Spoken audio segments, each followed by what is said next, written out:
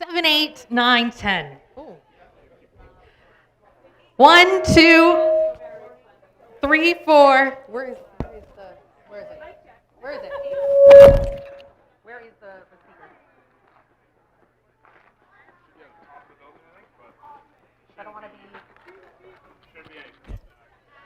1, 2, 3, 4, 5, 6, 7, 8, 9, 10.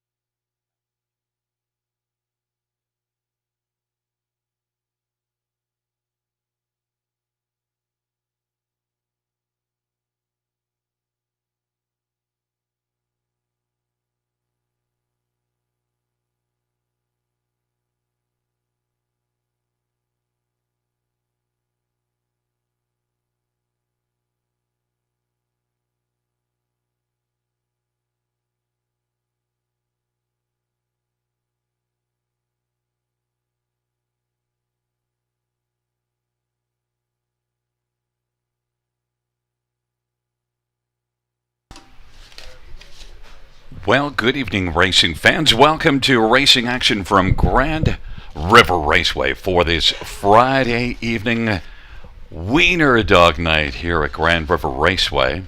And it should be a glorious night. We had some rain roll through about 5 o'clock, but now the clouds have moved through and we've looked at the radar and we should be set for good sailing through the evening.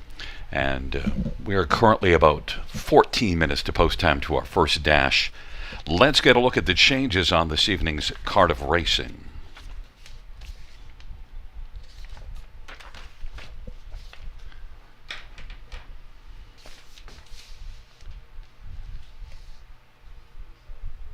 Note there are no changes in races 1 or 2. No changes races 1 or 2. In race number 3, number 6, Ms. Quicksand, blind to open bridle. That is blind to open bridle on Ms. Quicksand. Races 4 through 9 have no changes. No changes races 4 through 9.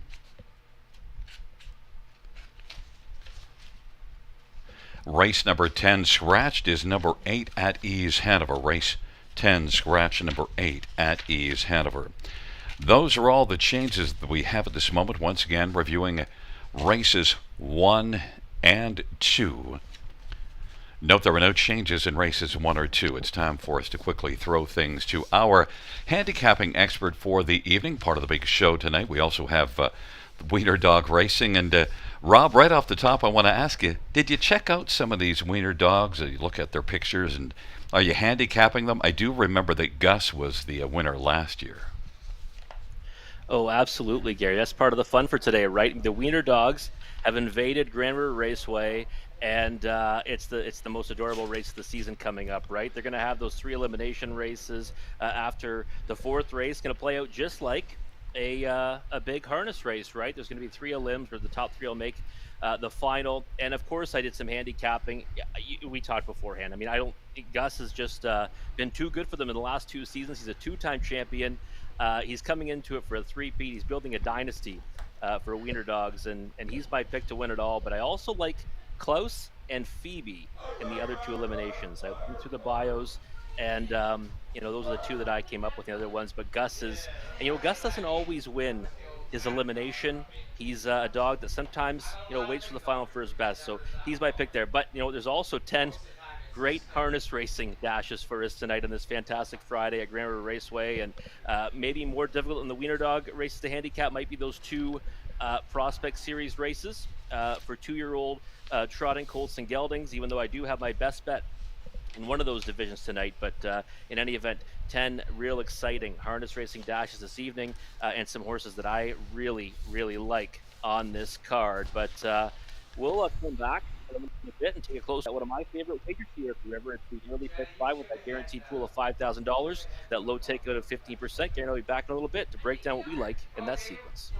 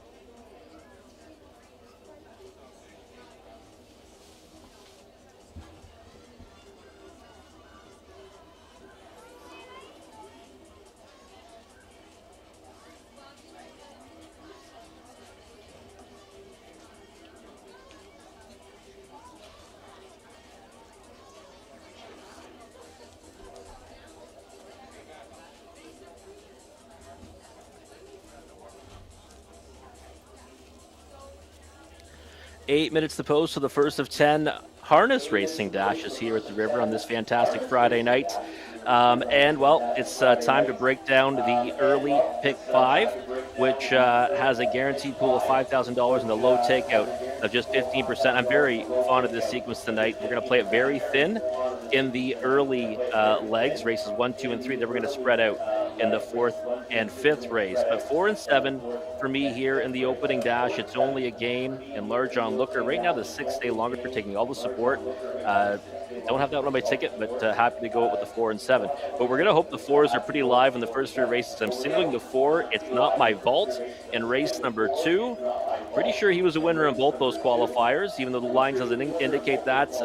He was fantastic in each of those preps here at the river, and I absolutely love him tonight. It's my best bet, number 4. It's Not My Vault. Race number 2, best bet of the night, and a clear single for me in the Big 5. Another single is race number 4, the 4, Salzbrook Olympia. Big-time class relief for this classy mare. She makes the move to the river after racing against Tougher at Mohawk Park. Love her chances to drop and pop, singling up on the 4 Salzbrook Olympia in race number 3.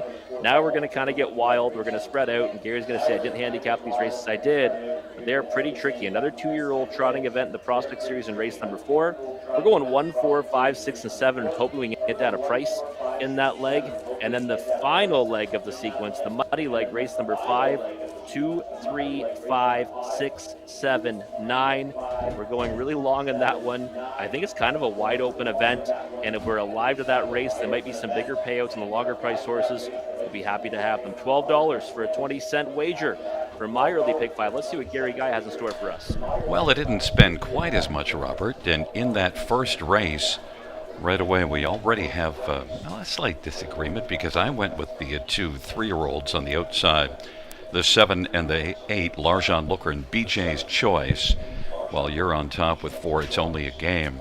So we'll see how this unfolds. In the second race, where you're just alone with the 4, I also did add number 5 in that second race. In fact, that is my top pick.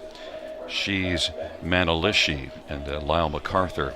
Over to race number 3, and where you have just the 4, I did add one. I added in Miss Quicksand and an equipment change, blind to open bridle as well.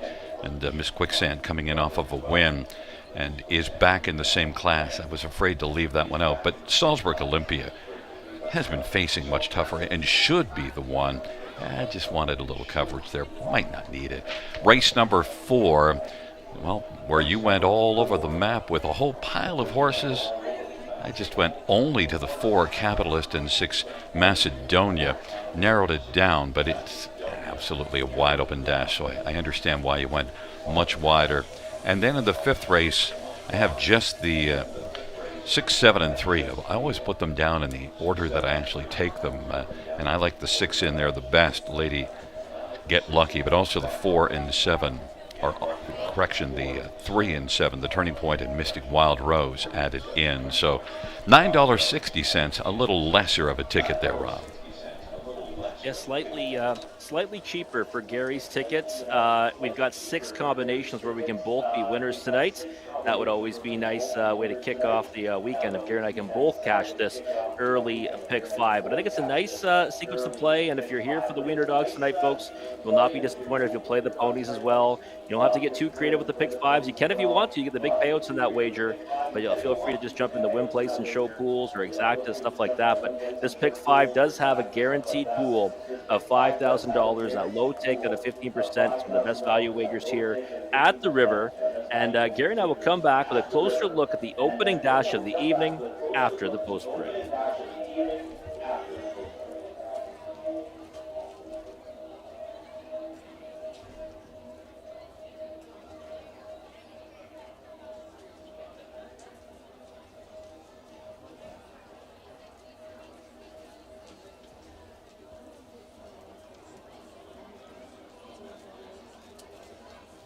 You guys ready?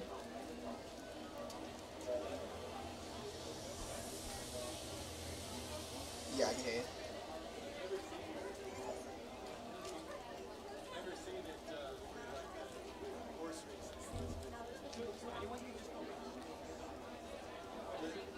Fans note in race number 2, number 3, Jam Celebrity did qualify wearing trotting hobbles July the 3rd and wears them this evening. Note in race 2, 3, Jam Celebrity did qualify wearing trotting hobbles, wears them this evening.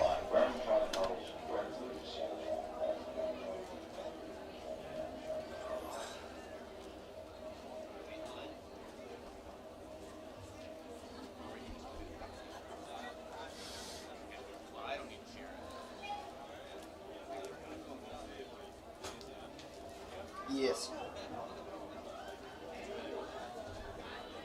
For sure. It's Skylar.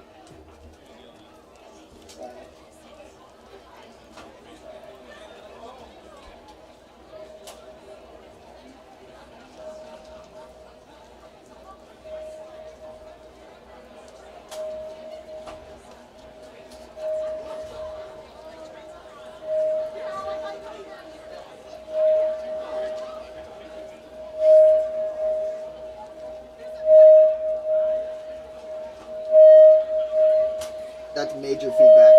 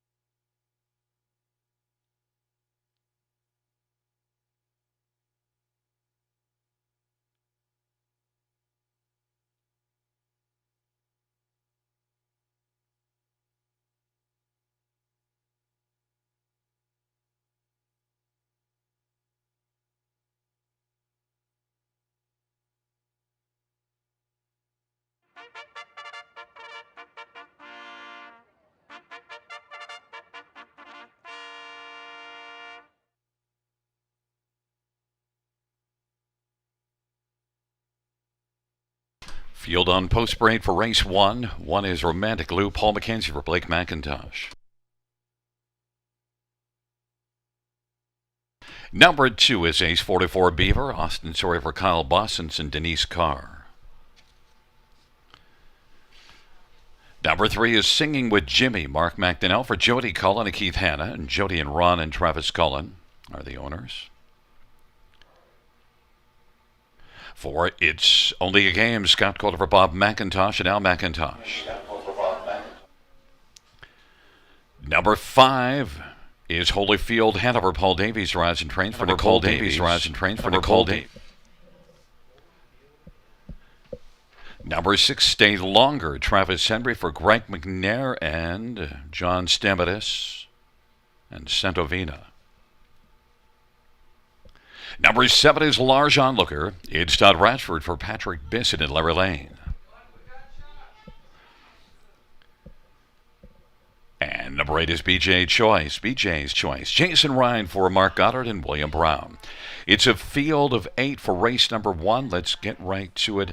And Robert Horses and Geldings, Maidens. And, well, I did end up going to the 7 and 8 of the 2 3-year-olds, but you did, well, you were brave enough to take the 4. It's only a game on top. A 2-year-old making a first career start. But Bob McIntosh, that certainly gives some comfort. Oh, it definitely does. And it was a horse that I thought qualified pretty well, all things considered, Gary. You look at that qualifier, you see get beat 11 lengths. But you know what? The back half was good. The final quarter was good. And the winner was Prince Hal Hanover. Second was Stonebridge Wizard. Both horses have had tremendous success in their rookie campaign so far. So great form reference there for this one. We're going to see a bit of a score down from It's Only a Game here. And I agree with you. You want to look for maturity in these kind of spots. You got 2 3-year-olds going against younger horses. But I just went with It's Only a Game because I like the qualifier. Also, a half sibling to Not a Bad Game, 25-time winner, 219,000 made, and think of a game plan 30 wins to 323,000 made. So surprised right now we're getting 9-2 in this horse. Be shocked if that price holds at post time. Like this one's chanced a lot. Well, of course, you mentioned that you like faster quarters in the qualifiers, and that's what you get: 31-4, 29-4, 28-3, and then a final quarter of 27-3. So it's only a game really flashing. Yeah, absolutely. And I like that score down, too. Looking pretty good, pretty smart on the track right now. For a horse out there making a lifetime debut, big crowd of people, too. Looks pretty professional out there. Lars Onlooker, July the 7th at Clinton, looked pretty darn fine. A 5 1/4 length victory. And what you have to like about this horse, the lone winner in the race. I mean, I love the maturity angle as well, right? I mean, 3-year-old and against a field of one of the 3-year-old and 6 2-year-olds. But that victory at Clinton was a nice one. He wins by more than 5 lengths at 59-2. It's a big mile over that half-mile surface. And now you get second start back after a layoff as well. So there's a lot kind of going for Large Onlooker. I mean, post 7, obviously not the best draw, but not impossible here. The way the new track configuration is. So like his chances, just like the 4, It's Only a Game a little bit more. Number 1, Romantic Lou, is 5-1 on the board. That last race really doesn't give me a lot of confidence, but tell me about the field and also what you've seen with this one at Mohawk. Well, he was up against absolute killers, to be perfectly honest, because that's the Tompkins skiers.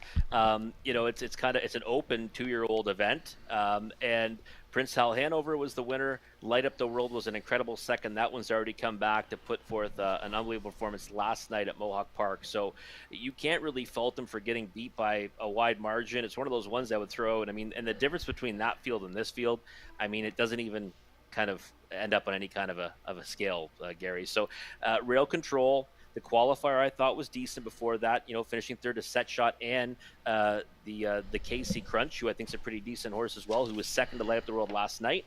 And I think 9-2 is about the right price on Romantic Lou. Blake McIntosh, too. I think his barn's really come alive lately and love the way his horses have looked. So I think this horse is one you want to definitely use in the exotics and also in the multi-leg wagers. Number 6, Stay Longer. It's Greg McNair and had experience qualifying here and then Mohawk.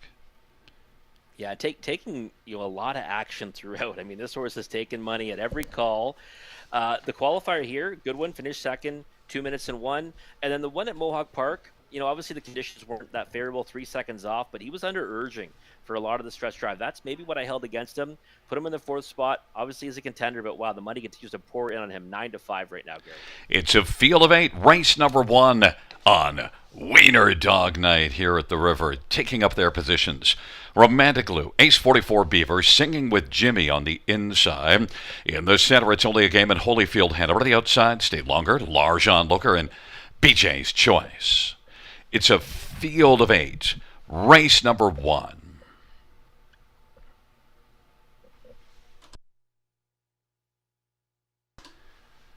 Field for race number 1. Gathering speed approaching the start. There at the start of the rough, Larjan Looker stayed longer, and Holyfield Hanover. Now Holyfield Hanover is going to come on and get the lead. Stay longer second, and now second Larjan Looker. Now Larjan Looker is pointed for the lead. Holyfield Hanover. Stay longer is third. Romantic Lou is racing fourth, and then Ace 44 Beaver. BJ's Choice, and it's only a game. Larjan Looker leads as they race on around the turn. Larjan Looker. Holyfield Hanover is punching along in second right now. Stay longer is third, and then Romantic Lou is on the inside, racing position fourth. That Ace 44 Beaver, BJ's Choice, and it's only a game. 27-3 opening quarter, and Larjan Looker as the field heads up towards the half, and Holyfield Hanover is second. Stay longer. Ace 44 Beaver on the outside now is chewing away at the lead and is coming on quickly on the outside, and now Ace 44 Beaver has moved up and taken over second in pursuit of Larjan Looker, who's 9-5 on the board. Ace 44 Beaver at 25-1. Holyfield Hanover is third. Halftime 58-2. Stay longer is racing fourth. BJ's Choice, and then Romantic Lou, and it's only a game, is well back and is racing seventh, and they head on to three quarters. Larjan Looker still has the lead. Larjan Looker, Ace 44 Beaver as the field hustles their way to three quarters, and then Holyfield Hanover now takes second. Ace 44 Beaver is done chewing and dropping back, and on the inside, Stay Longer kicking it late is BJ's Choice. It is Larjan Looker, Holyfield Hanover, BJ's Choice, and Stay Longer. It's only a game is kicking in hard late, but is fifth now and above 4 or 5 off the lead. Three quarters, 126-2. Larjan Looker on down the stretch route they come. Holyfield Hanover, BJ's Choice, and it's only a game, and up the inside, Stay Longer.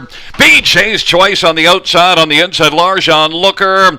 It's between Larjan Looker and BJ's Choice, and then mile of 156 flat. Robert, the 3-year-olds, no matter what they show on the paper, did have the advantage over the 2-year-olds at the end.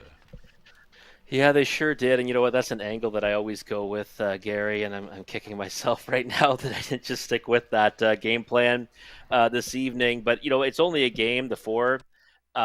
You got to be on the gate, right, to have good things happen. He was not on the gate. Obviously, a 2-year-old. I thought he looked very professional out there, but he ended up missing the gate by a length or two, and then at that point was taken right back to the near the back of the bus. So love the way that he kind of closed into them late, but that was not going to be a winning formula against this group. So I think we'll watch where he lands next time. But no, the 2 3-year-olds put on a show in the stretch, and certainly they hit the wire together and proved that that maturity edge was all the difference. Yeah, and also, you just have to look at it and think that even though BJ's Choice didn't show a lot in the way of form in the last couple races coming in, the speed was there. I know that sometimes you can disregard the speed, but I still think he proved that against this rookie bunch, he might still be a bit of a handful. We're looking at the slow motion, and the 8 BJ's Choice does get there up on the outside. Yeah, and you know what? He's a horse that I jumped off of, right? It's a Robert off angle on BJ's Choice, because you remember 3 starts ago and 2 starts ago, I was all in on him. It didn't work out. But again, that was against not against a field of mostly 2-year-olds. So certainly helped his chances tonight. He had some some pace to chase anyways, even though there was a pretty soft second quarter. But again, just able to get into the race earlier tonight, and that was the difference. Well, I got to thank you too. I really leaned into your idea about using the 3-year-olds over the 2-year-olds. So you get credit for the fact that you're the one that really reminded me very much about taking that angle, because that's really all you, and I just used your tip there.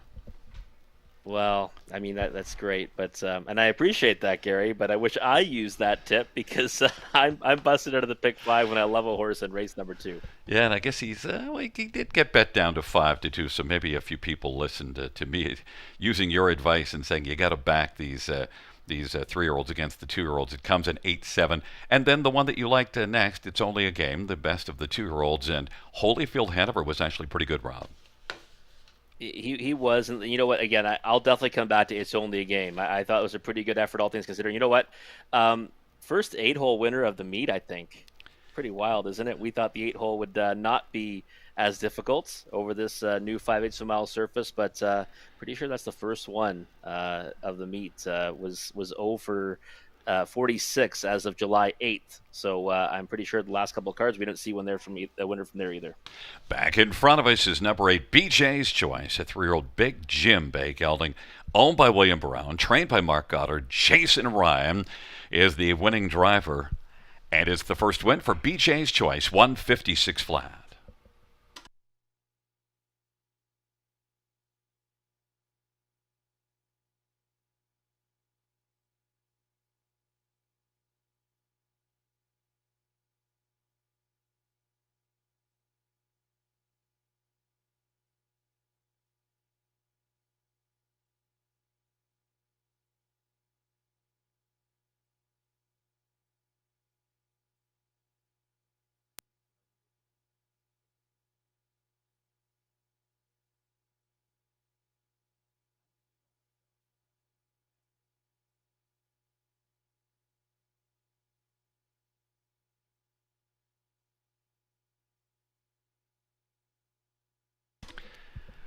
The first race payouts 8 BJ's Choice, $7.90 for $83.50. 7 large on Looker, $4.344. It's only a game, $3.60. A $2 exactor, $22.90. Dollar try, $40.55. Dollar super, $216.25.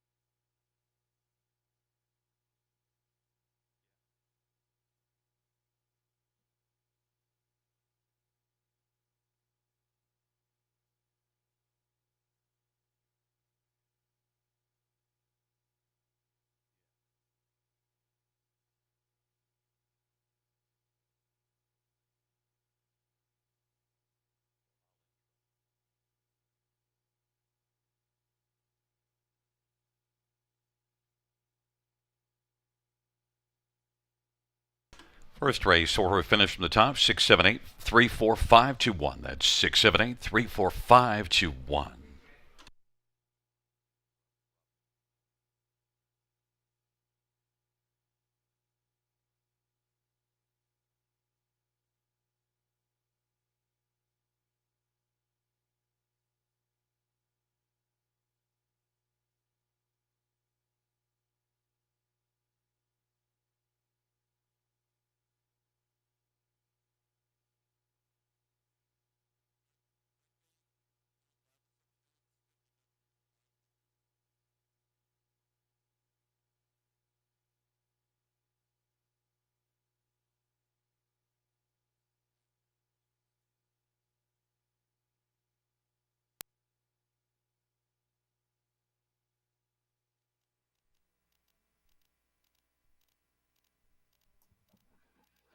Well, we're off to a great start in the harness racing action here on Fantastic Friday and also Wiener Dog Night. Great to see a massive crowd out tonight.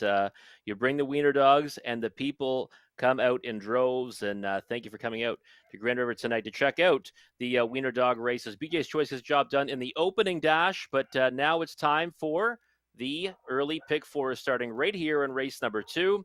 And it's going to be a guaranteed pool of $2,500, low takeout 15%. We're going to take a look at the tickets that I have mapped out for you in this sequence. And right away, you can see I got a couple of singles here. Just a 4. It's Not My Vault, my best bet of the card right here in race number 2, Prospect Series event. Love the way this horse qualified. I can tell you was a winner in each of his qualifiers at Grand River. Did not finish second on June 26th. He actually was a winner in that one by about that 3/4 leg margin. So just the 4, It's Not My Vault. Race number 3, the 4, Salzburg Olympia is my single. So after we start off with a couple of 4s, then we're going to spread out 1, 4, 5, 6, and 7 in race number 4, and then 2, 3, 5, 6, 7, 9 in race number 5. A couple of wide open events, in my opinion. I'm hoping we kind of go favorite, and then price. $6 for a 20-cent wager is the cost of that ticket. Not sure if we got Conley's tickets available to show on the on this sequence here, starting in race number 2. But we'll see. There's Conley's ticket right there. So he's got no singles. He's going 1, 2, 4, and 5. Again, spreading out in these 2-year-old trotting events, not a bad idea. Never a bad idea to spread out in these types of races, but I love the 4. It's Not My Vault here. 4, 6, and 7 in race number 3. And then he's going to go down to 2x2. 4 and 6 is the Capitalist in Macedonia in race 4. I like both those entrants in there, but I do think that's a very difficult race to handicap. Race 5, the 2 and 3 Milieu Fromage, and the 3, the Turning Point. $9.60 for a 20-cent wager is Conley's ticket, starting right here for the early pick 4 in race number 2. Again, takeout is always a low 15%. Guaranteed pool is $2,500. Gary and I will be back in just a few moments to take a closer look at the upcoming dash, which is a Prospect Series event for 2-year-old filly trotters.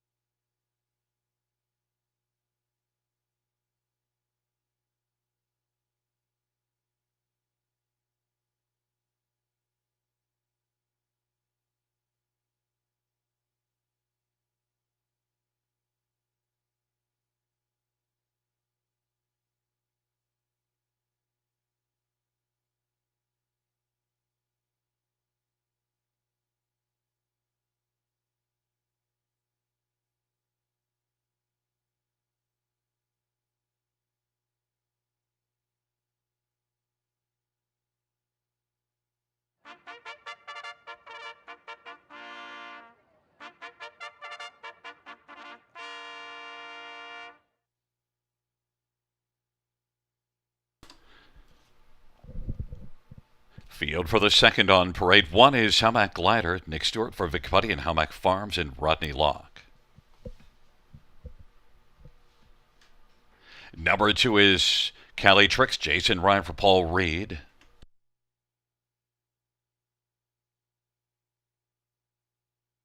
There is number 4, It's Not My Vault, Colin Keller for Kim Baxter and Coyote Wind Farm.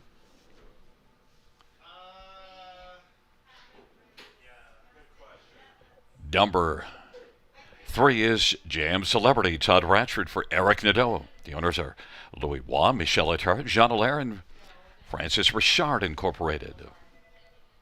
Number 5, She's a Manalishi.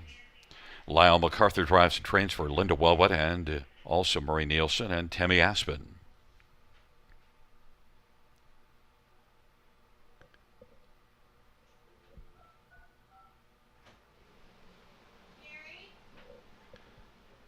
And number 6, PC Chattahoochee. It's Curtis Clements driving and training and partnering with Amy Clements. Field of 6 trotters for race number 2. Let's get a look at this field, and we'll start right away with It's Not My Vault, and one that you have been enamored with and qualified twice here as well as one at Mohawk, Rob.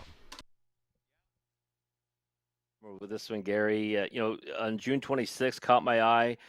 Came from kind of off the pace or just off the pace and got up for the victory. That's number 4 in this race. It's Not My Vault. Got up for the victory in that one. It shows getting beat by 3/4 length was actually a winner in that qualifier. And then on July 3rd, went to the lead much sooner in the mile and just crushed the competition and did it easy. So obviously that first qualifier at Mohawk Park doesn't match up as nicely as those two, but love the experience he has over this track, or she has over this track, and I think she's one that's if she just goes out there, takes any step forward off those qualifiers, she'll find herself in the winner's circle tonight. Love the way she looks right now. Price is about what I expected, 4 to 5. And I should mention also the track is being upgraded from sloppy to good, and it's going to get upgraded to fast pretty quickly, I think, as well. She's a Manalishi, and Lyle MacArthur making a first start and had 2 qualifiers. Good back half last time out. Yeah, it was a good back half, and kind of loved the way she finished too, because wasn't really, she came home in 28-3, and I don't think she was even close to being all out. She was kind of looking around for room. She was beaten by 3 lengths, a little sweet in that one, and I think that that was a pretty good form reference for her there. That's back on June 21st. Now she's going to go postward here with a smaller surface at Grand River, the 5/8 mile surface here, and again, I think she looks good on the track. Made a good pre-race presentation for Lyle MacArthur, and again, I have utmost respect for that horseman. So I think she's got a big chance here, but I just couldn't put her in the same category as It's Not My Vault off those 2 winning qualifiers here at the River. Number 6, PC Chattahoochee and Curtis Clements, and look, this is one that's qualified twice here. Yeah, 2 qualifiers here, and the last one was in against It's Not My Vault. And was a decent second, I thought, but was 3 lengths in arrears to that one.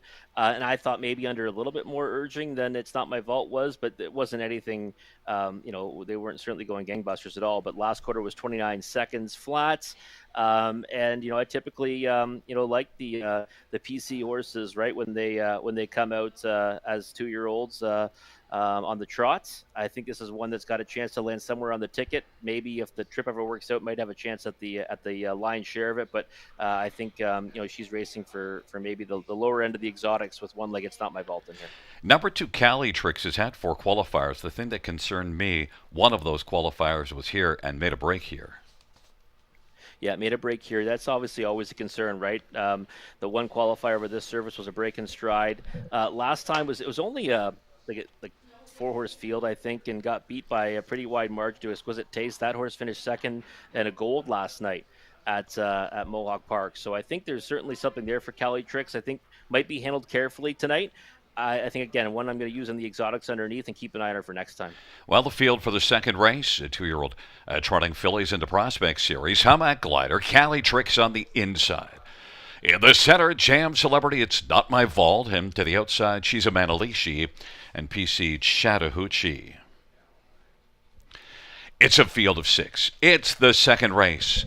The trotting fillies are turning into the backstretch, gathering speed, approaching the start.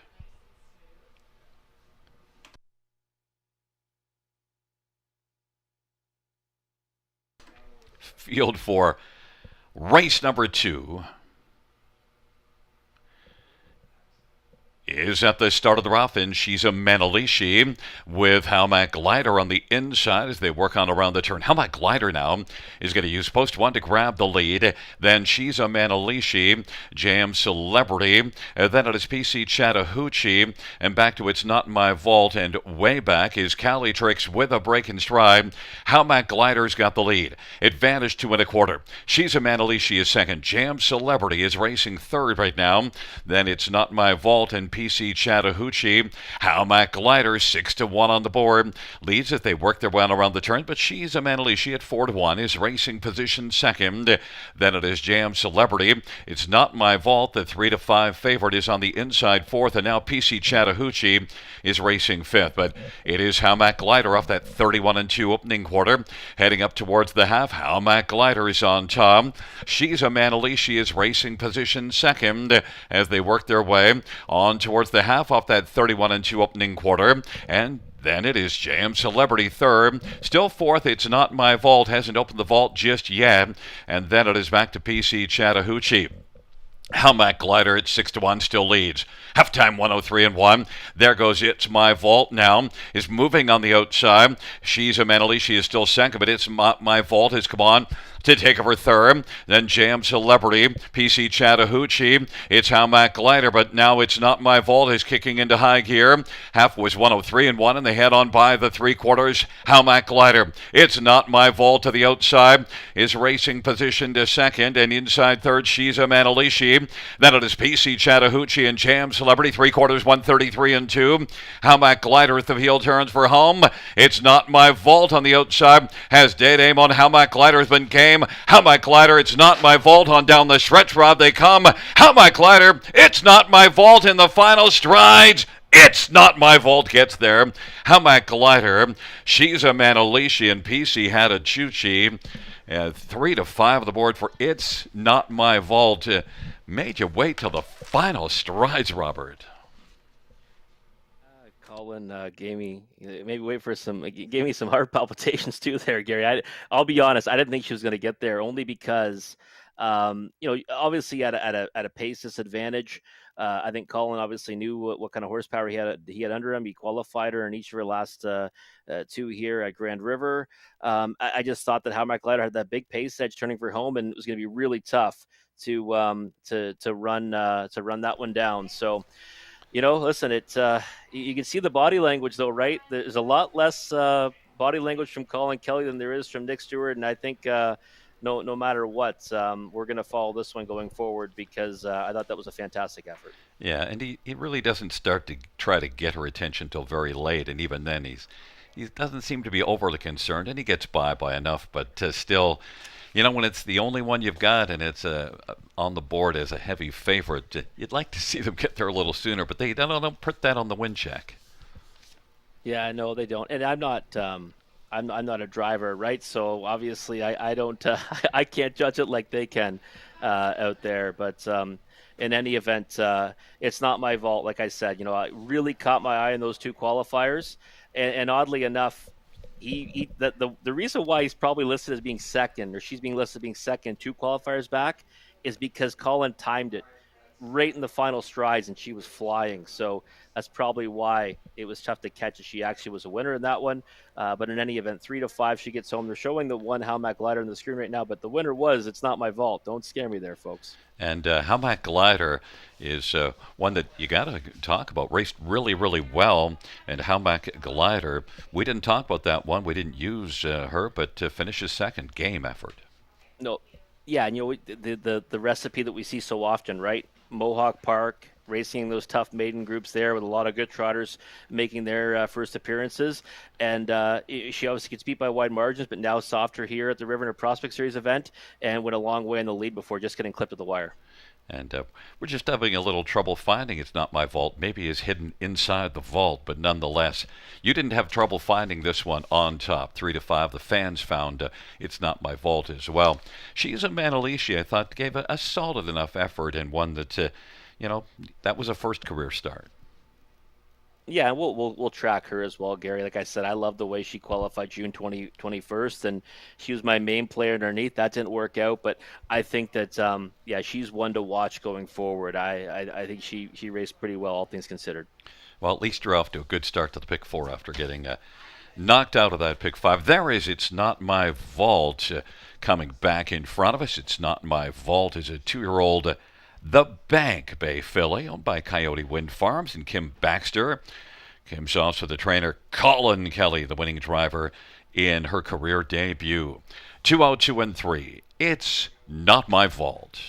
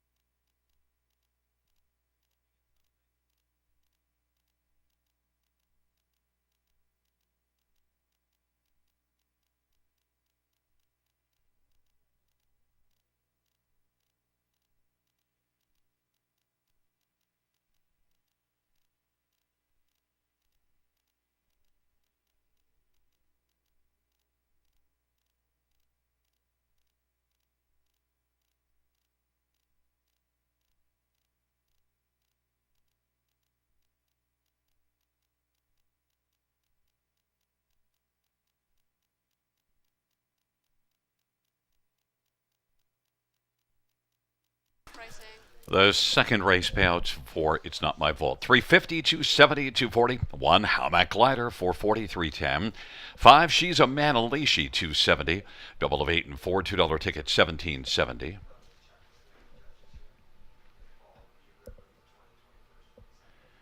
The exactor pays $14.90 and a $2 ticket. Dollar try, $32.95. Dollar super, $66.80.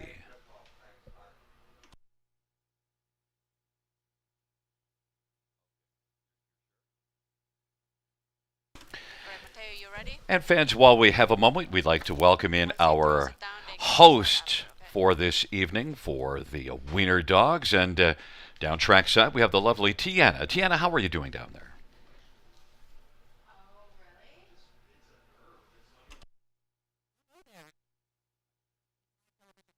There we go. I'm doing very well tonight. How are you doing? Absolutely great. I'm excited. You should be. So, to this beautiful crowd here, thanks for joining us and welcome officially to the 2024 Wiener Dog races at the Grand River Raceway presented by Dreamland Pet. So, thank you, everyone. Perfect. All right. We want to thank you for joining us here. The weather cleared up and it's cooperating. It's a gorgeous night here. My name is Tiana Brown and I will be your MC for the evening. We're going to kick off the night with someone very, very important tonight. This is Nicole. She's a team member who is repping Dreamland Pet tonight. Thank you for joining us trackside. Thank you for having us. So I want to know, why are you and Dreamland Pet so excited to be here and be part of tonight's event? Well, at Dreamland Pet, we love pets, and that's why we're so thrilled to support this amazing event. Yeah. Of course, and who doesn't love the bonus of hanging out with a bunch of adorable dogs all night, right? So what have you got going on? Because you've got a couple of booths here tonight, right? Yes, we have a booth, and at our booth we have a QR code where you can vote for your favorite wiener dog, and make sure you get there by 8 p.m. We have a fun assortment of toys and yummy treats, and we have a free From Dog Food for a Year ballot, so you could win that. So make sure you go by and visit us. So you can shop, you can vote, you can enter to win some free stuff. That's amazing. Is there anything else you want to share with us tonight?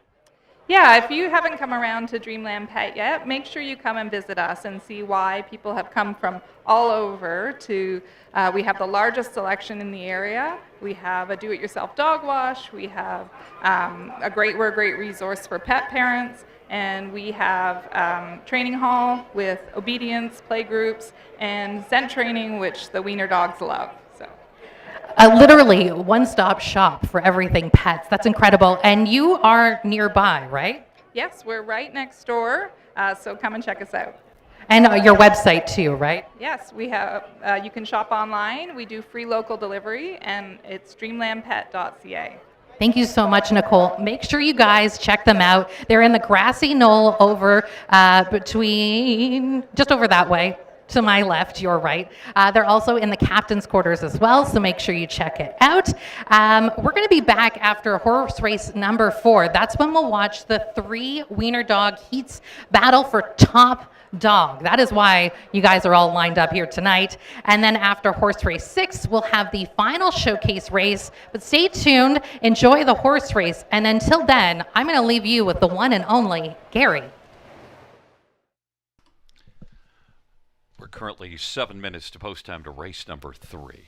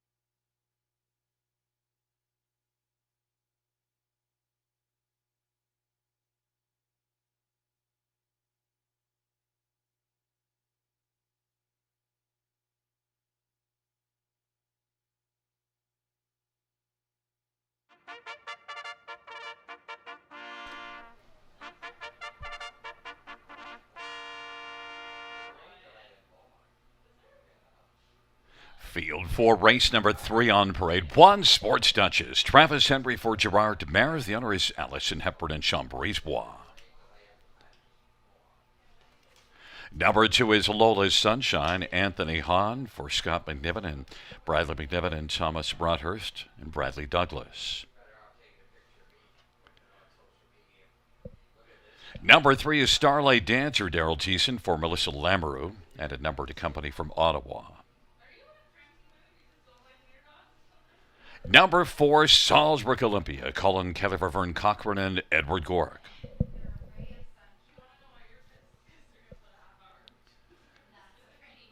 Number 5, Wildcat Delight Austin Sorry for Ron McDonald and Blue Shoe Investments. Number 6, Ms. Quicksand. Jason Ryan for Marie Helene DuPont. And number 7, Yoda Queen. J.B. Renault for Julie Walker and Jamie Dwight. Field of 7, race number 3. Let's get a look at this field. And, well, Rob, we're coming right back in this third race. You have a single in the second leg of your pick 4. You got the 4 down in that first leg, although in the final strides. And Salzburg Olympia 2-1. Big class dropper. Yeah, it's a big class drop, Gary. We're coming right back to number 4 with Colin Kelly, and I think that Salzburg Olympia just fits in so nicely with this group. You look at her last 2, that's a tough class, right? Now was a 14,000 last 5 at Mohawk Park. Wasn't a bad effort last time either. I mean, you end up finishing 6th, beating more than 7 lengths, but you pace your mile on 52 flat with a back half of 55-1. So I mean, it's almost a crime that she doesn't walk away with something in that effort, and she hasn't picked up anything in her last 2 at that level. Before that was holding her own, and now one is of 8,000 last 5, and she was racing fantastic actually in the Filly Mares Preferred pacing events at the Raceway in London back in May. So love the way she looks on the track right now. Love her in here tonight. I just think it's the right spot for her, and we're going to see a drop and pop for Salzburg Olympia.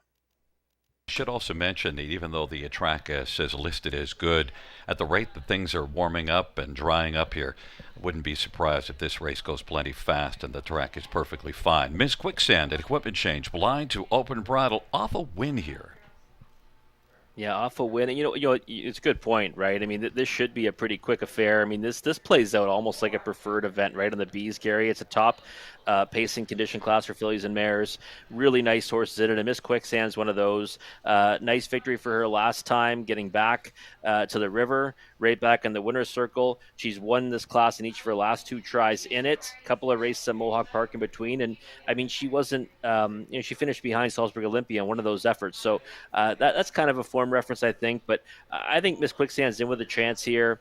But for me, the main player underneath to Salzburg Olympia. Wildcat Delight beat the class below this one 3 races ago at 15-1. Last time out, moved up to this class, a winner again at 6-1. Now Wildcat Delight 9-2.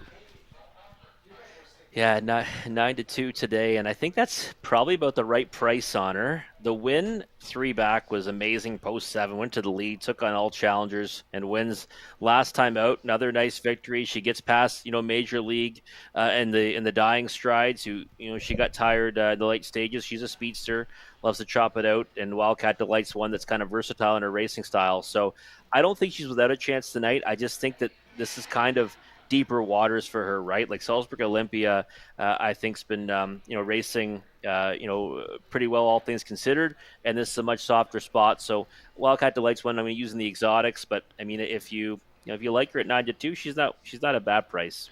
We both have Lola Sunshine for 4th, but did race pretty nicely from off the pace in this class 2 starts back.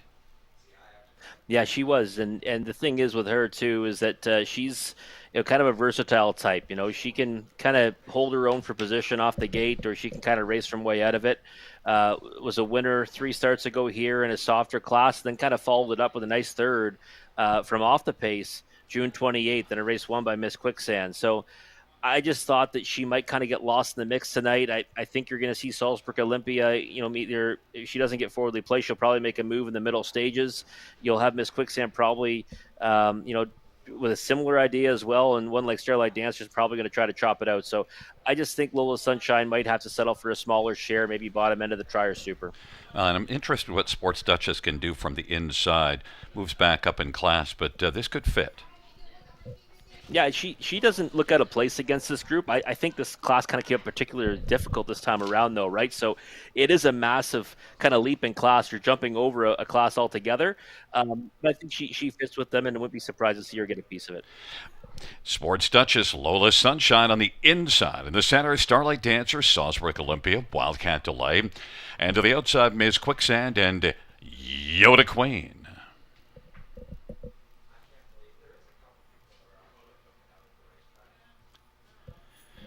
It's a field of 7 for race number 3.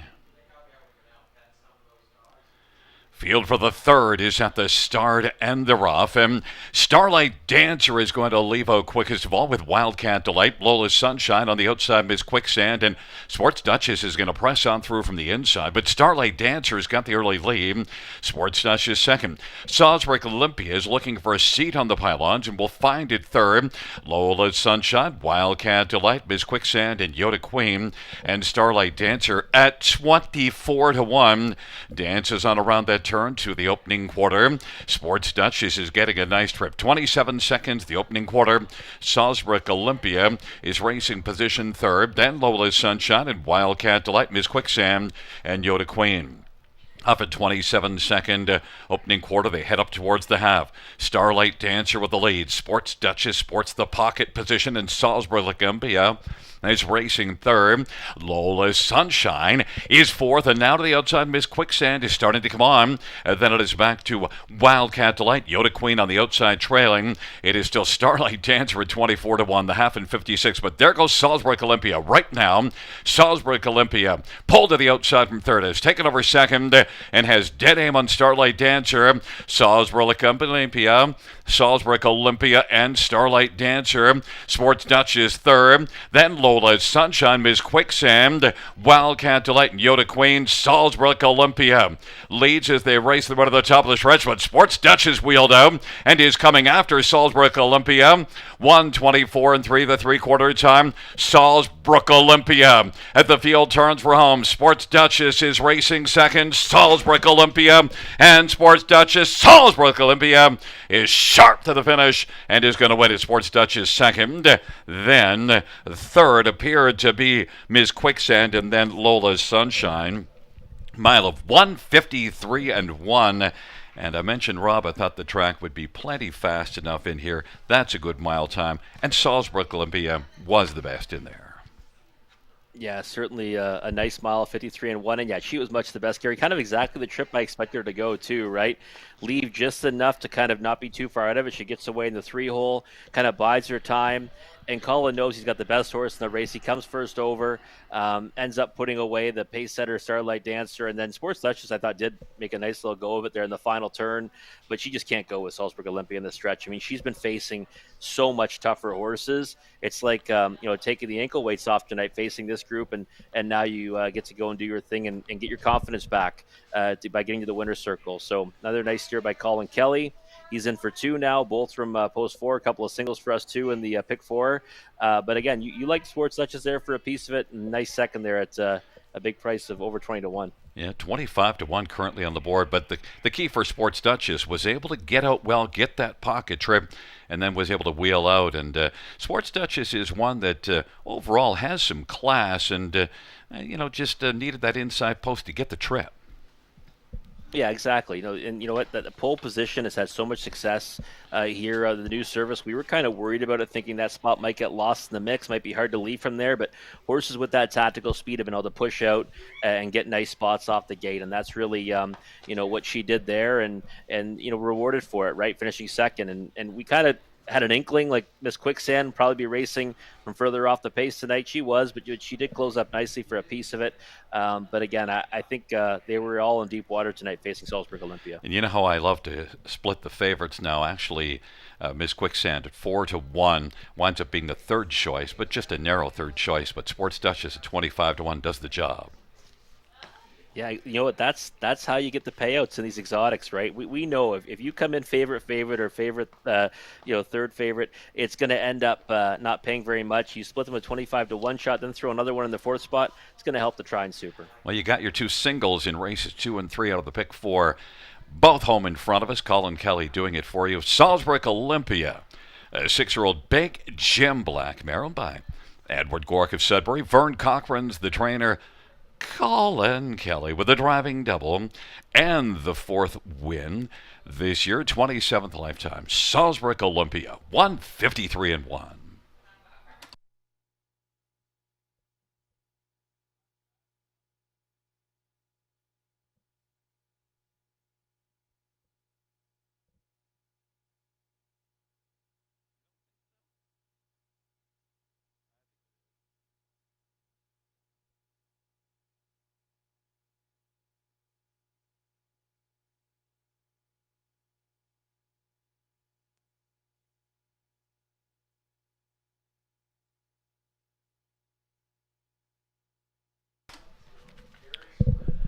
The third race payout for Salzburg Olympia, $3 to 62.60.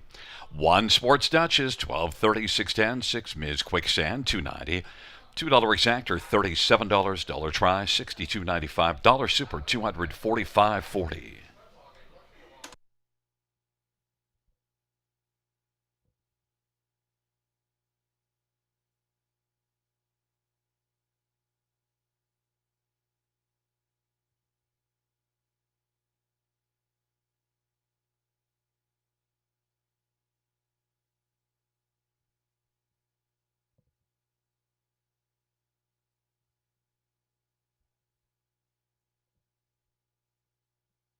Fans note the track condition is being upgraded from good to fast.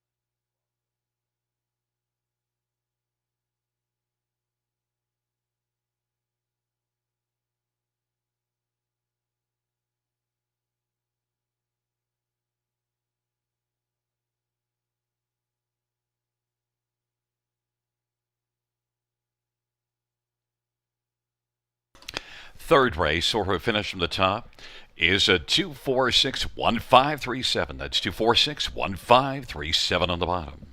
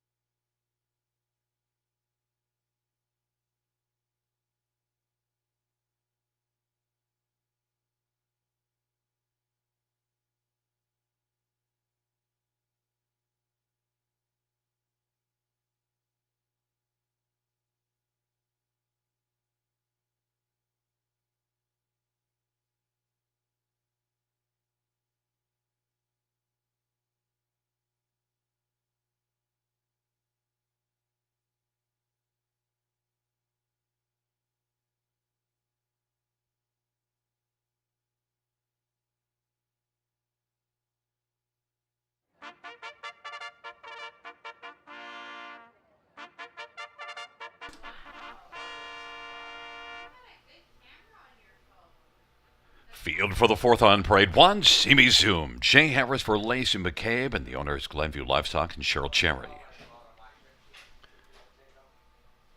Number 2 of the Walker, it's Bruce Richardson driving and training for Joe Coffey and Peter Irwin.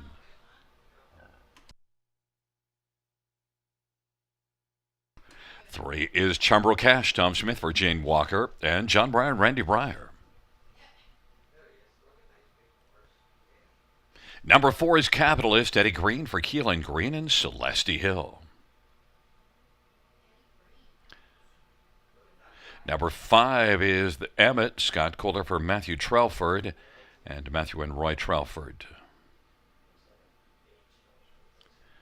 Number 6, Macedonia, Travis Henry for Dale Fritz and Edward Aitchison. Number 7, J-Port Cash, Daryl Thiessen for Terry McGibbon and M&S Racing and Paul Batter. Number 8, Flash Me Some Green, Jason Ryan for Francis Dumichel and Benoit Hebert and Rose Laverne. And 9, Mr. Ballakeel, Anthony Hunt for Terry McGibbon and Ballakeel Racing and Joshua McGibbon. Field of 9, race number 4. Let's get a look at this Prospect Series 2-year-old trotting colts and geldings. And Rob, I kind of wished I would have fanned out a little bigger on the big 5, and you were smart enough to go 5 deep. And I only have the 4 and 6 in here, but we'll start with number 6, Macedonia. Did qualify here. Yeah, it did qualify here, and it was a good qualifier too, Gary. It was a victory, and to be honest, I thought it was pretty easy, all things considered. Right, got away in the 2-hole, came out, and then opened up in the late stages. Louis Philippe Bois was here that day. He jumped aboard and it kind of just coasting home to the wire, 203 and 4. And I thought the 6 Macedonia was pretty good, all things considered. And here's the score down right now, kind of slower one from Travis Henry here, but most importantly, staying on the trot and looking pretty professional about it. So I'll be honest though, I thought this was a wide open event. I felt so strongly about that other division of the Prospect Series on the Philly side. On this side, I really was scratching my head, and I could have went way deeper than the horse I even used. So I like Macedonia on top, but no surprise, he's 8-1 because I thought this odds board was going to jump all over the place before post time. Yeah, and it has been jumping. It's been pretty balanced, but now it's starting to move towards the 1. But number 7, J-Port Cash is your second choice, and you didn't get to my top pick yet, but J-Port Cash, I do see the logic in that one. Yeah, well, J-Port Cash for me, it was a real sloppy day at Mohawk Park, that latest qualifier, June 29th. 3 seconds off was the track. Bob McClure was aboard, went to the front, had a healthy lead throughout. It was only like a 3-horse field. Ends up finishing last of the 3, but I just didn't see there was a lot of, urging coming to the wire in there, and did show, that it got some tactical speed anyways, right? So ended up being third to the Emmett, the 5 in here. And I just thought that, maybe, Gerald Thiessen, probably hungry to get right back at it, might want to go forward off the gate with this one. And if he could ever, get forwardly placed, he's got a big chance, as good a chance as anyone. Anyways, so 10-1 on the board. I don't think he's a bad play at that price. And then number 4, Capitalist, your third choice. I'm looking to capitalize here on one that is currently 5-1, the Green Train. I'm all in on the Green Train. Yeah, no, I love young trotters for the father-son team of Eddie Green and Keelan Green. No question about it. Slaying the Day Away was, one of my favorites in the Prospect Series this year. I know that has since changed hands since his last start.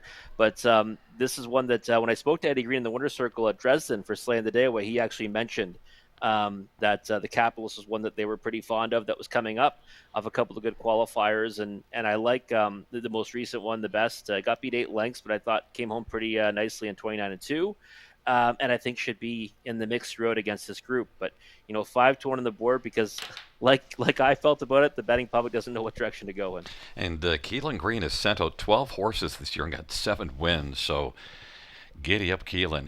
Listen, number 5, the Emmett, is one that I think you got to consider, even though that break last time out. Yeah, the break last time out is one I'm willing to look past. But the start before that, kind of a timed victory with James McDonald getting up in the last steps in that 3-horse field I mentioned earlier. So I just, I thought, one that's maybe worth a play at a price in here. I expected a price close to that morning line. He's that right now at 13-1. Like that way that first qualifier went, and I thought maybe he's worth a flyer. And quickly touch on Simi Zoom, your fifth choice, and the 2-1, now 9-5 favorite.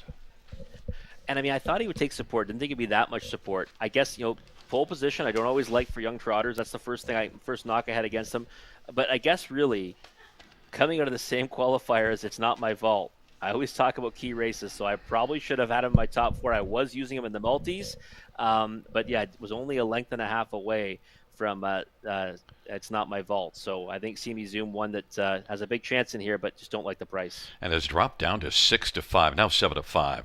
It's a field of 9 trotters for the 4th race, the Prospect Series, for 2-year-old trotting colts and geldings. They're in the backstretch. Field for race number 4 is at the start of the rough. Capitalist in Macedonia. J. Poured Cash. The walker went off stride. Simi Zoom's going to zoom out from the inside and take the lead now. Capitalist second. Macedonia third. J. Poured Cash. Then Mr. Ballykeel. Chambro Cash, the Emma, and Flash Me Some Green is racing 8th, but Simi Zoom at 2-1 on the board's got the lead. Capitalist is racing, filling the pocket for Eddie Green. On the back of Simi Zoom and Jay Harris, and then Macedonia and Travis Henry is third. J. Poured Cash is on the inside racing 4th as the field comes off the turn and works on towards us. And then it is back to Mr. Ballykeel and Chambro Cash. Then it is the Emma and then Flash Me Some Green. But Simi Zoom has the lead. Simi Zoom leads on past us and heading towards the half of a 29-4 opening quarter. Then it is the Capitalist in Macedonia. Those are your top 3 as they head up towards the half, and racing position to 4th is J. Poured Cash, working in front of Mr. Ballykeel.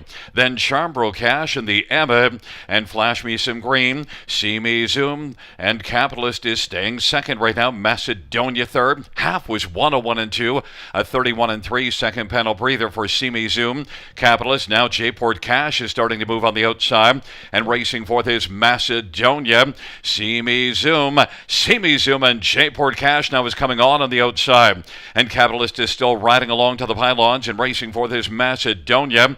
Simi Zoom, J. Poured Cash. Capitalist is third. Macedonia is racing positioned 4th and has wheeled up but has a lot of work to do. 3/4, 131-2, and it is Simi Zoom and J. Poured Cash as the field turns for home. On down the stretch drive they come. Simi Zoom on the inside. J. Poured Cash on the outside. Simi Zoom. J. Poured Cash went off stride, so Simi Zoom is going to be seen in the winner's circle. And Simi Zoom at 2-1 to win it. And then finishing second, Macedonia and Capitalist. And then it was Chambro Cash, but Simi Zoom, the money came in on Simi Zoom throughout the betting cycle and did end up going off at 2-1, Rob. Lacey McCabe, we have to consider horses sent up by Lacey McCabe. Simi Zoom, post 1. Yeah, absolutely. No, the connections are certainly ones I have the utmost respect for. And you know what? Key race in the qualifier. I mean, if I'm loving It's Not My Vault, I should have liked Simi Zoom a little more. But, post 1, I was a little bit worried about. Well, this thing got away very professionally from the pole position and then chopped it out. I thought that J. Poured Cash is going to make a race out of it before that miscue. Gerald Thiessen had that one, kind of moving nicely on the flank of Simi Zoom, but it wasn't to be tonight for that son of Trixton. But this son of Alarm Detector, real professional debut for Simi Zoom, gets to the wire in 2 minutes and 4-2. That's a nice mile. Yeah, and absolutely. And you see, the key there, too, was we mentioned young horses getting off the gate from post 1. Well, Jay Harris had no problem getting Simi Zoom off the gate. Yeah, no issue at all, right? And had that same spot in the qualifier. Sat the 2-0 for much of that mile, and was pretty close to that late closing move from It's Not My Vault in that prep race. And Macedonia came on to be second, and Capitalist was third. So I mean, a couple of the horses we liked were rounding out the exotics, but they weren't even close to Simi Zoom. I mean, he was much the best. And J. Poured Cash was racing well, unfortunately made that late break. Yeah, no, I really liked what he was kind of doing there, right? He didn't get to the lead like he did in that qualifier, but he was making that first over grind. And I just thought that he was kind of getting to the leader, who ends up being an easy winner at the wire. So maybe he wasn't going to go by, but was definitely going to be second at worst. I think that maybe some tinkering with Jayport Cash, but he'll come back and be able to do good things in this Prospect Series. And take a look at Simi's zoom, because if you zoom in, he's a muscled up horse for a 2-year-old. He is. No, he's definitely he's a pretty girthy looking 2-year-old son of alarm detector, and I think we'll see some more good things from him. He's obviously going to take a lot out of that effort, and if he just builds on it, watch out. It's back in front of us, number 1, Simi Zoom, material alarm detector bay gelding, owned by Glenview Livestock and Cheryl Cherry. Lacey McCabe is the trainer. Jay Harris, the winning driver. Simi Zoom. Mile of 2 minutes and 4/5 for Simi Zoom, taking race number 4.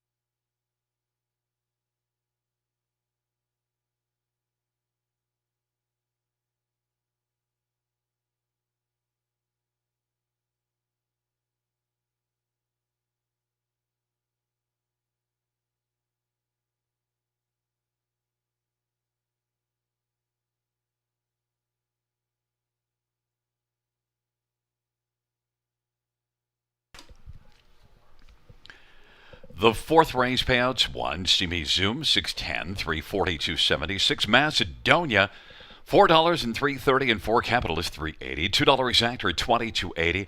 Dollar try, $59.95. Dollar super, $310.85.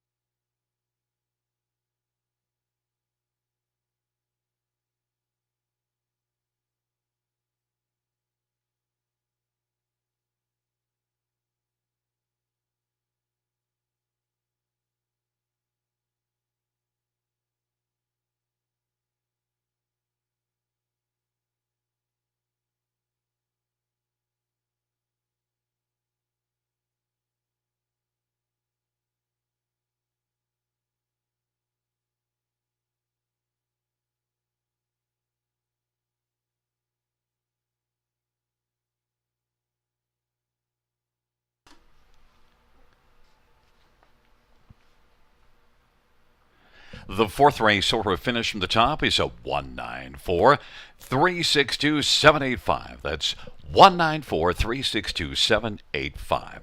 Fifth race is up in 25 minutes, but before that, fans, you know what time it is? It is Wiener Dog time, presented by Dreamland Pet. I'm going to send things down trackside, and our host for the Wiener Dog races, Tiana Brown. Tiana?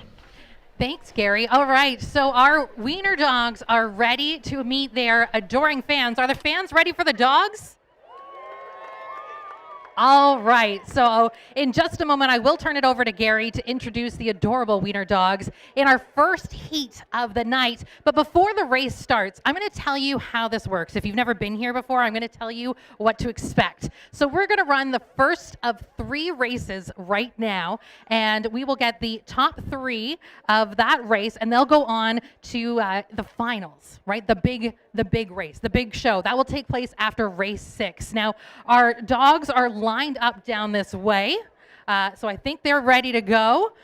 On this end over here behind me, we've got our starting line, and over there by the candy cane looking post, we are going to have the catchers, and they're going to be trying to entice the dogs to run to them as fast as they can.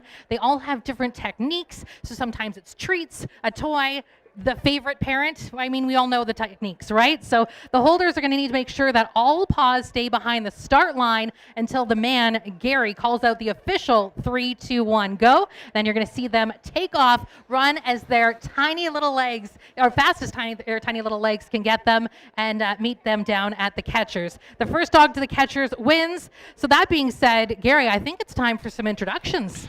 And it is a field of 10 dogs for heat number 1. Field is coming out onto the track. Once again, note our sponsor, the Wiener Dog races, presented by Dreamland Pets.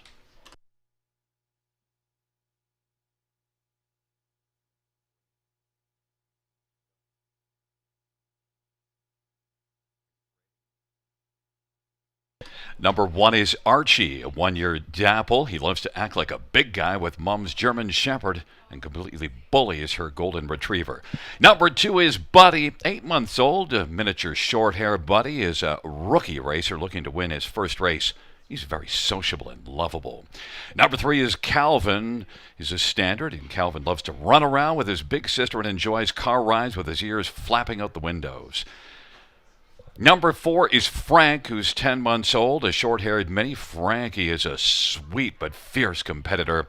She will kick it into high gear when she knows a piece of cheese is waiting at the finish line.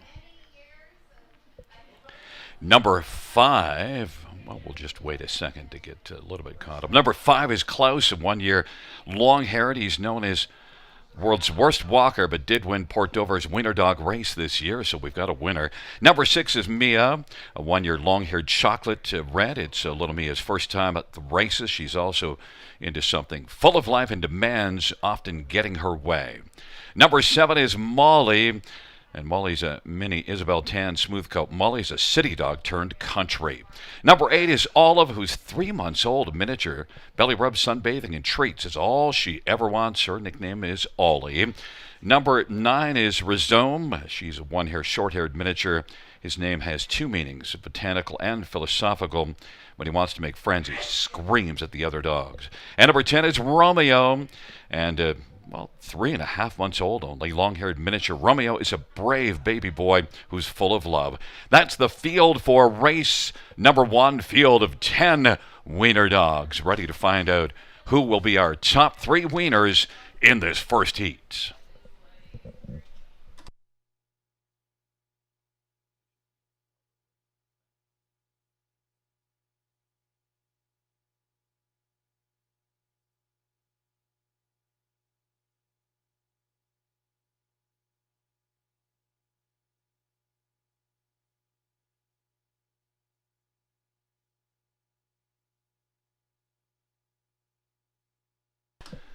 Fans, the dogs are getting into position.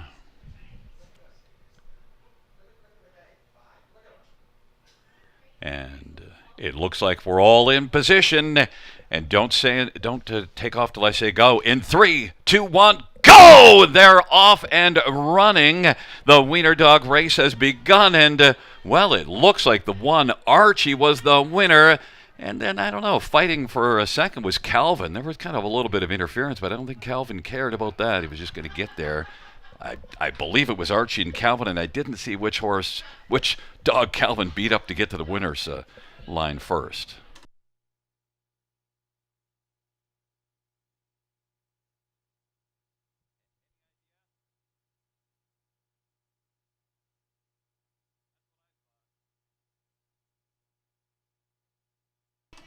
Apparently 135 is what I'm hearing.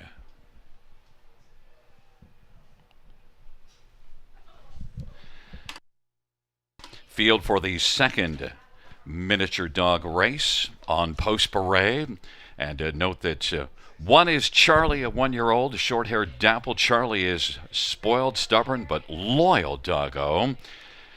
Number 2 is Darby, and Darby's a 2-year-old miniature short hair. Middle name is Burger. Darby enjoys sleeping in his heated blanket after a long day of running around in the sun and chasing worms back to earth.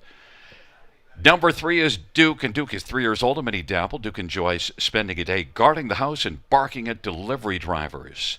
Number 4 is Hershey, 2.5 years old, a standard, and a third-time competitor. Hershey is excited to be back in the action. He is still the same happy, silly boy who loves to cuddle. Number 5 is Luna. And note that number 5, Luna, is 1.5 years old. The dapple, short-haired Luna, a.k.a. Looney. Looney Tooney is a tiny tank weighing in at 17 pounds.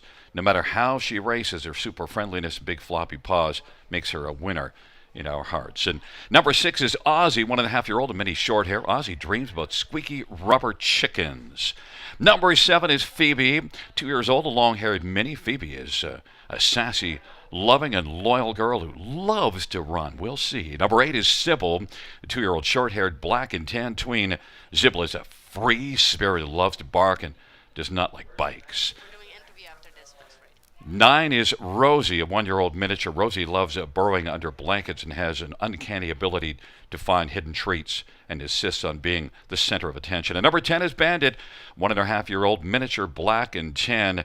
Bandit loves to chase the deer and turkeys in the field and puts the run on chipmunks. So we got to send things down trackside. Before we get the second race, we're going to have an interview with the winner of race number 1. All right, we've got the winner here. This is Archie. How are you feeling about the race? Archie is very affectionate. Archie, is this Archie's mom? Yeah, I'm his mom, And your name is? Kirsten. So what was your technique? How did you get Archie to run so fast? Attachment issues. Can relate, absolutely. Now, did Archie train a lot? A little bit, yeah. There's like a hallway in our apartment that I made him run down. A hallway. I feel like that's appropriate, right? Scale-wise. Okay, Archie, you're going to the finals, okay? So rest up, drink some water. Do you have anything to say to your fans? A man, a few words. Okay, let's give it up for Archie and all the dogs from the first heat.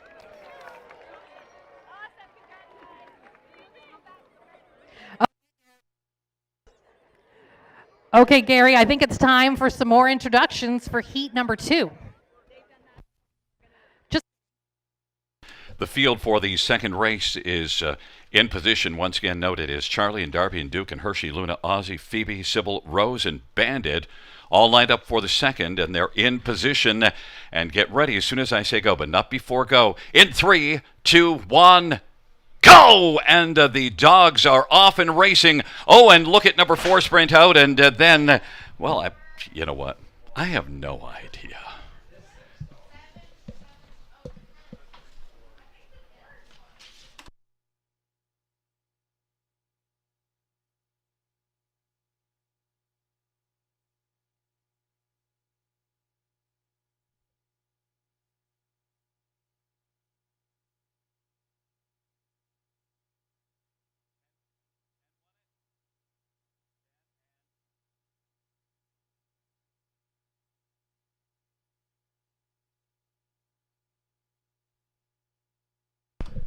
Fans, apparently it was 10 Bandit with 4 Hershey and 3 Duke. That's 10, 4, 3 was the top 3 in the second.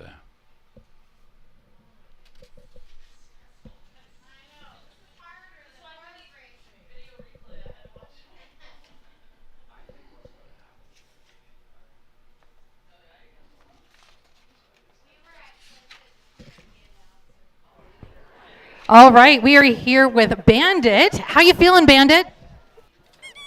Okay. Oh, I see we have a squeaky toy. Was that the key to win? It was. And you guys, you took off your you've got custom shirts made. We do. They're great. Are you guys going to start selling merch now? Maybe if he does real well in the next one. Now, is this Bandit's first time racing? Yeah. A rookie. Oh my goodness. Well, way to go. Did you guys have a training technique as well? We trained him for like once a day, every up to this week. Yeah. That's like me and working out, like every once in a while, like sometimes if I feel like it. Okay, good job, Bandit. Make sure you rest, hydrate, stretch out the hammies, do all those things, and then it's going to be time for more races. So we'll see you guys in the final. He's got work to do, guys. Okay, I guess it's time to send it back up to Gary.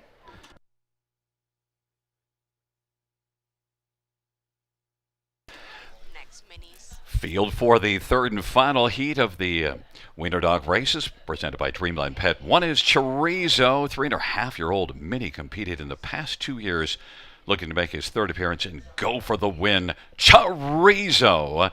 Number 2 is Fritz, who's 3 years old, a smooth-haired mini. Fritz, the dog father, when he's not dogging up paparazzi, he's kicking back under his electric blanket. Number 3 is Gus, and Gus is a 5-year-old chocolate and tan, short-haired, two-time defending champion. Gus is back to try to make it 3 in a row. Number 4 is Jack, 6 years old, a chin weenie. Jumpin' Jack Flash is a speedy little wiener who loves his squeaky toys. And number 5 is Linda, 2.5-year-old, miniature, long-haired, small and mighty, but perfect description of Linda. Number 6 is Murphy, 3 years old, full-size, long-haired, loves all humans. 7 is Otis, 2-year-old mini, black and tan, smooth hair. Otis loves the heat. Well, he's been getting a lot of that. Number 8 is Pixel, 4-year-old miniature. Pixel loves to spend his days snuggling under blankets. I'm with you, Pixel. Number 9 is Ruby, 3-year-old red miniature. Ruby, also known as Scooby, would love to have a great chance of winning this evening. And 10 is Rufus, 5-year-old long, wire-haired Rufus. Maybe small, but she has the heart of a lion. It's a field of 10 for the third heat. They're into position. And in 3, 2, 1, go! And the dogs are off. And now quickly up, Fritz is driving, but it is Gus. Oh, Gus wins the elimination. I think it was along with Fritz and Chorizo, but we'll see.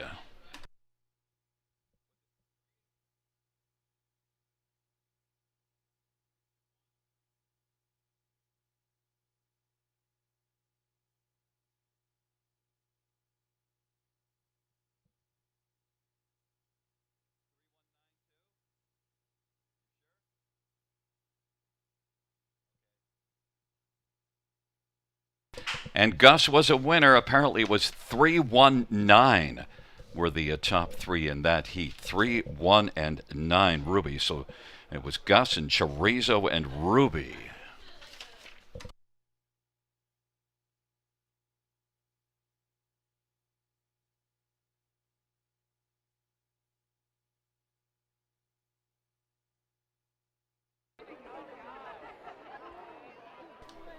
Okay, that was incredible to watch. For the crowd who doesn't know, and it's hard, I can't quite hear Gary over the adoring fans, but Gus, you've won 2 years in a row, so you're coming back to defend your title. How do you feel, bud? Hungry. He's hungry for the win. He's just like starving. How do you guys feel about a potential third win? Nervous. Hopefully he can bring it home. That's a lot of pressure. Okay. Were you guys like training again? We just let him run around and it works out. Well, I feel like that's my parenting technique. Just let them run around, leave out snacks. But whatever you're doing, it's working. Gus, you took off. That was an incredible, just something incredible to watch. I am out of words, but good job. Okay, so it looks like our top 9, we're going to go through this, is, of course, Gus. I don't have the 2 and 3 for this heat there, but we also got Duke, Hershey, and Bandit from the last round. And then from the first round,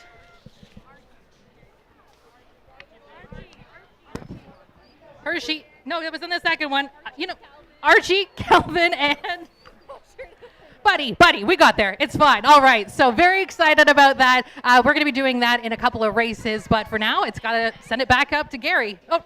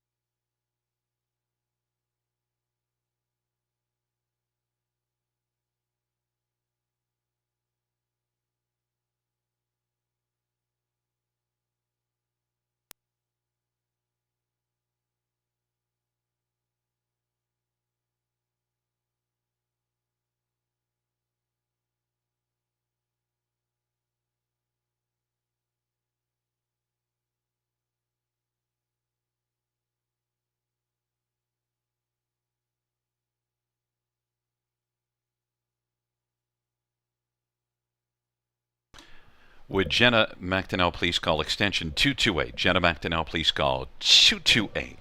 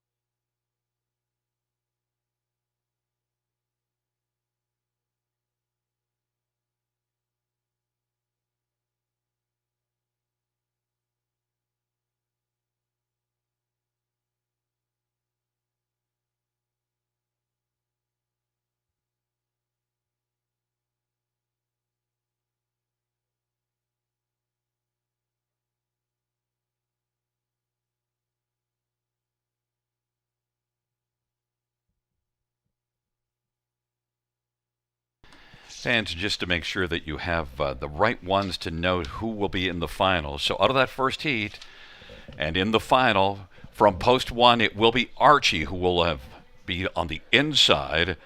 And then number 2 will be Buddy, and number 3 will be Calvin. So they maintain their positions from the first leg. So that makes it easy because they finished 1, 2, 3, did the 1, 2, and 3 in that first. In the second, Bandit is going to be post position 4. It'll be Bandit and then Hershey and Duke. So Bandit will be the 4, Hershey will be the 5, and Duke will be the 6. And out of that last heat, Gus, the champ, gunning for his 3rd straight, will be number 7. Then number 8 will be Chorizo, and 9, Ruby. So it'll be Gus 7, Chorizo 8, and Ruby 9. Those are your field of 9 for the final, the Wiener Dog Final, presented by Dreamland.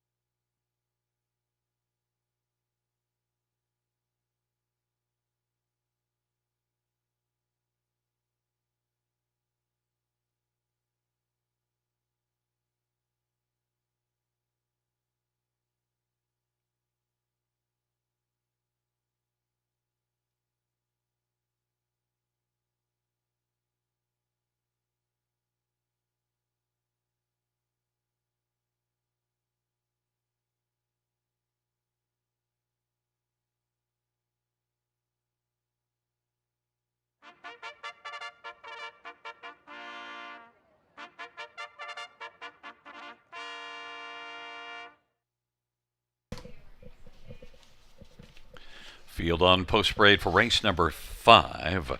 1 is Cabot Tower, Colin Kelly for Kenny Oliver and Milton Young.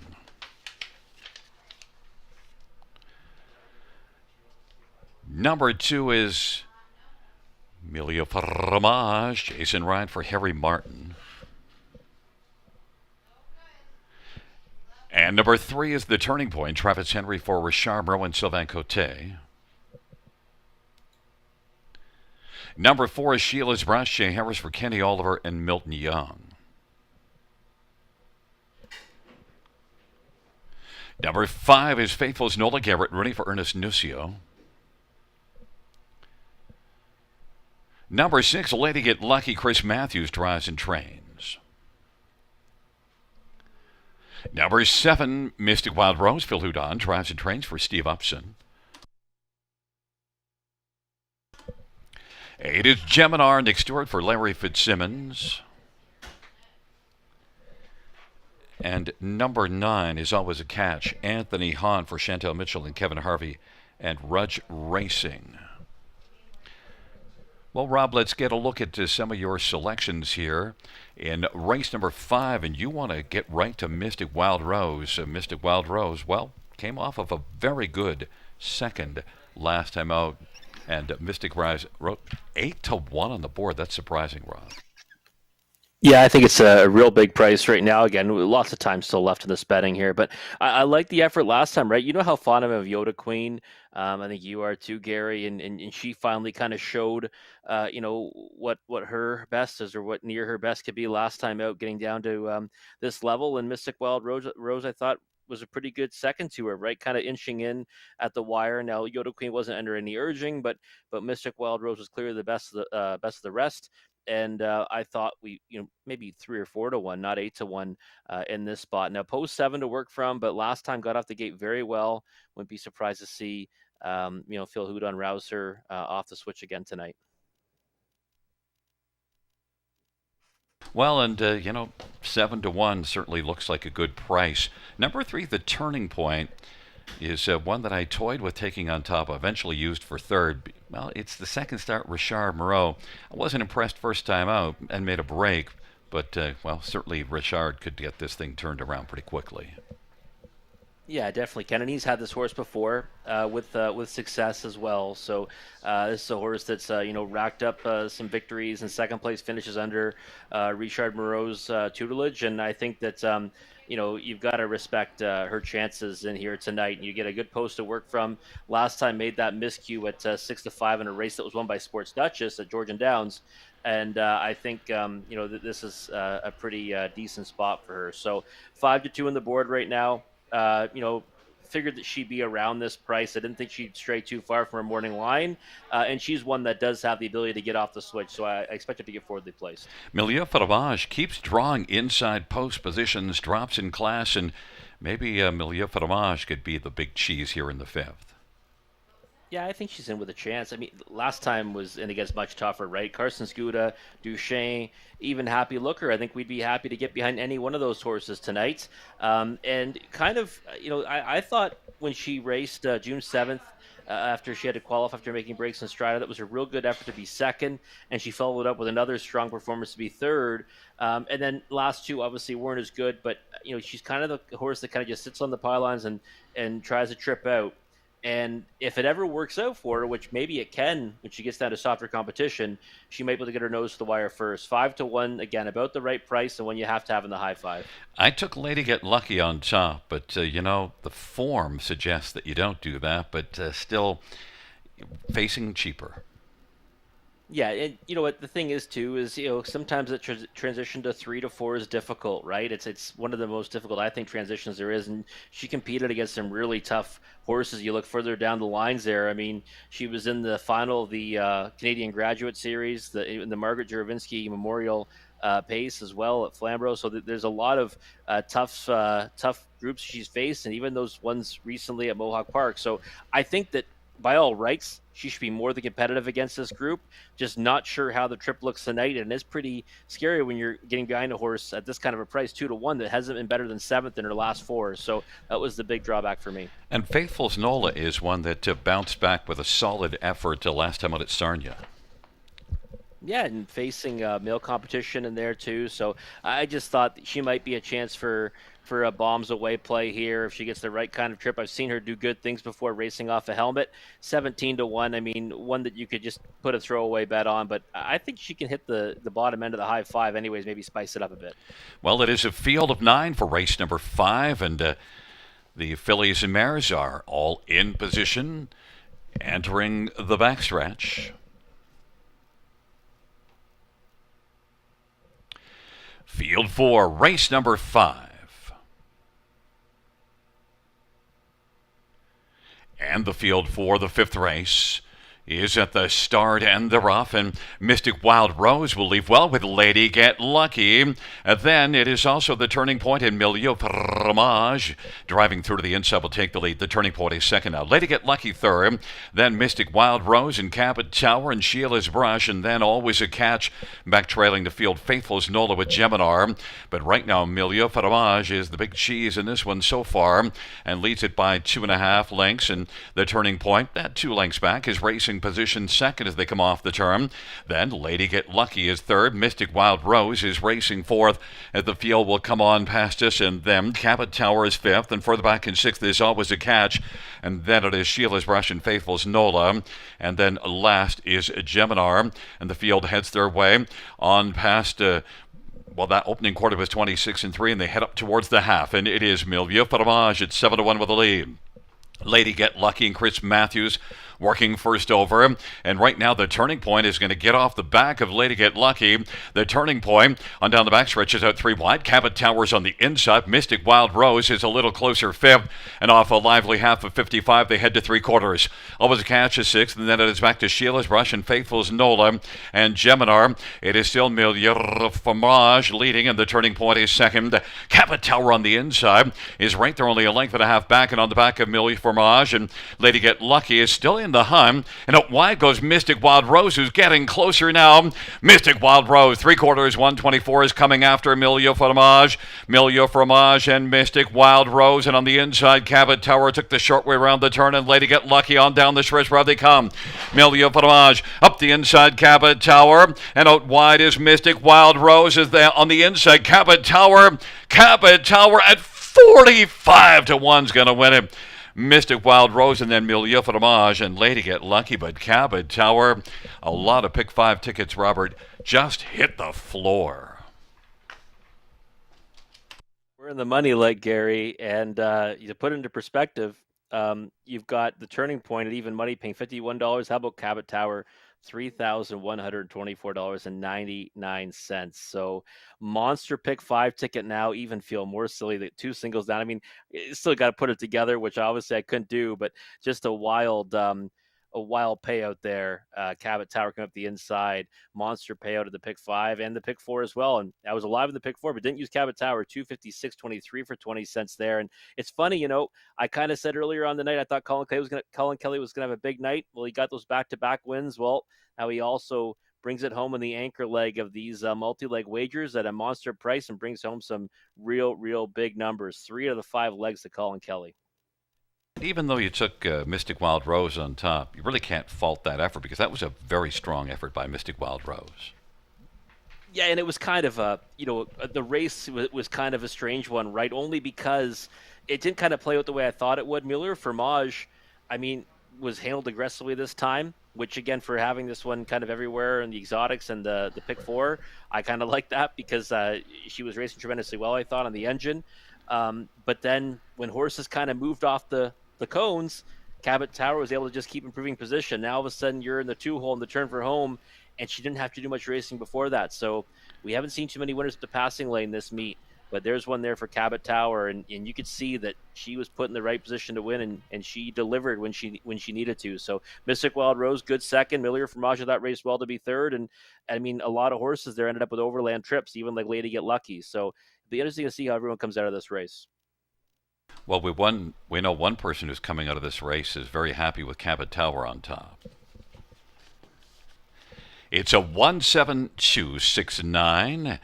Back in front of us, the winner of the fifth race, One Cabot Tower, 5-year-old Artspeak Bay mare. It's the driving hat trick for Colin Kelly. Milton Young is the owner. Kelly Oliver, the winning driver. It's just the second win on the year and the sixth lifetime for Cabot Tower.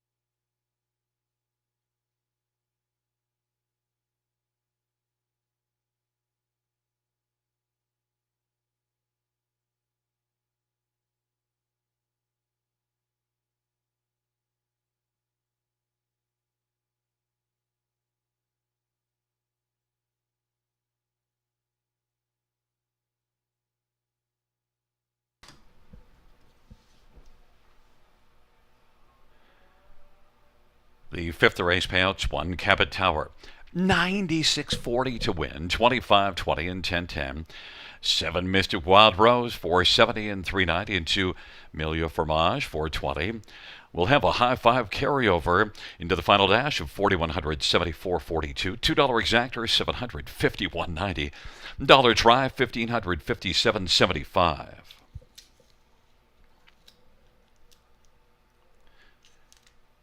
The $1 pick 3 will come up in just a second. And it's $638.70. Dollar pick 4, $1,281.15. And a 20-cent pick 5, a 20-cent ticket, $3,124.99. Ka-ching. Fans also note there was an error in the first Wiener dog race, so the top 3 were Archie, Calvin, and Klaus. So Archie, Calvin, and Klaus into the final leg, the final. So note the post positions will be Archie, then Calvin, then Klaus will be 3, Bandit 4, Hershey 5, and Duke 6. Gus will be 7, Chorizo 8, and Ruby will be the 9. Once again, from the top down in that Wiener dog finale, Archie, Calvin, Klaus, Bandit, Hershey, Duke, Gus, Chorizo, and Ruby.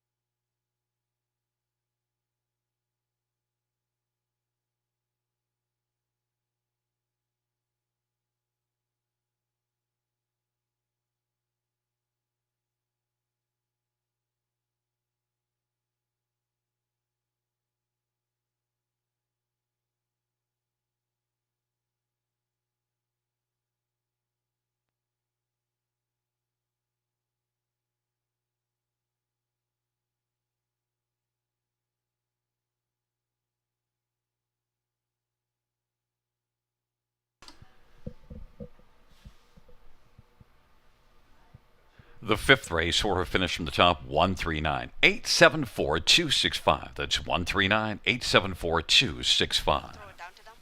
And fans, once again, we're going to send things back down trackside for an interview with Jenna McDonnell, and down trackside we'll send things to Tatiana Brown. Thanks, Gary. Yes, I am here with Jenna McDonnell. You're the raceway manager. I'm telling it you like you don't know. She's the raceway manager here. And you are also a wiener dog mom. Is that right? That's correct. My wiener dog's name is Tank. And not only is he a wiener dog, but he's a champion. Is that right? That's absolutely right. So my dog, Tank, he won the Wiener Dog Championship back in 2016. So he's an old guy now, but he's retired and he can't race anymore. But I love this day so much. It's so much fun. I love seeing all the little wieners everywhere. It's just so much fun. You're clearly passionate. I love your necklace, by the way. You've got a wiener dog on your necklace, which is incredible. So what was the most important or most exciting part of the wiener dog races for you and for Tank, I guess? Well, we trained our wiener dog down for this race specifically. So we participated in the inaugural wiener dog race back in 2015, and we came in second, and it was awful. So we had to come back and we had to win, and we did. So we practiced all year, and it was really, really exciting when he finally won. So you came second overall in the final. We were second the first year, and we won overall at the final the second year. And did he retire after the big win? He did. I mean, it's good to go out while you're on top, right? So the folks that are racing their dogs tonight, or the dogs that are racing, do you have any advice, any tips, any tricks? I don't know. It's really one of those things where you need to be practicing ahead of time. So hopefully they have their training regime in place already, and they're just ready to go out and rock. So they've done the work, they've done the prep, and it's all down to the race tonight. All right, thank you, Jenna, and thank you for your experience with Tank. Send it back to Gary up there.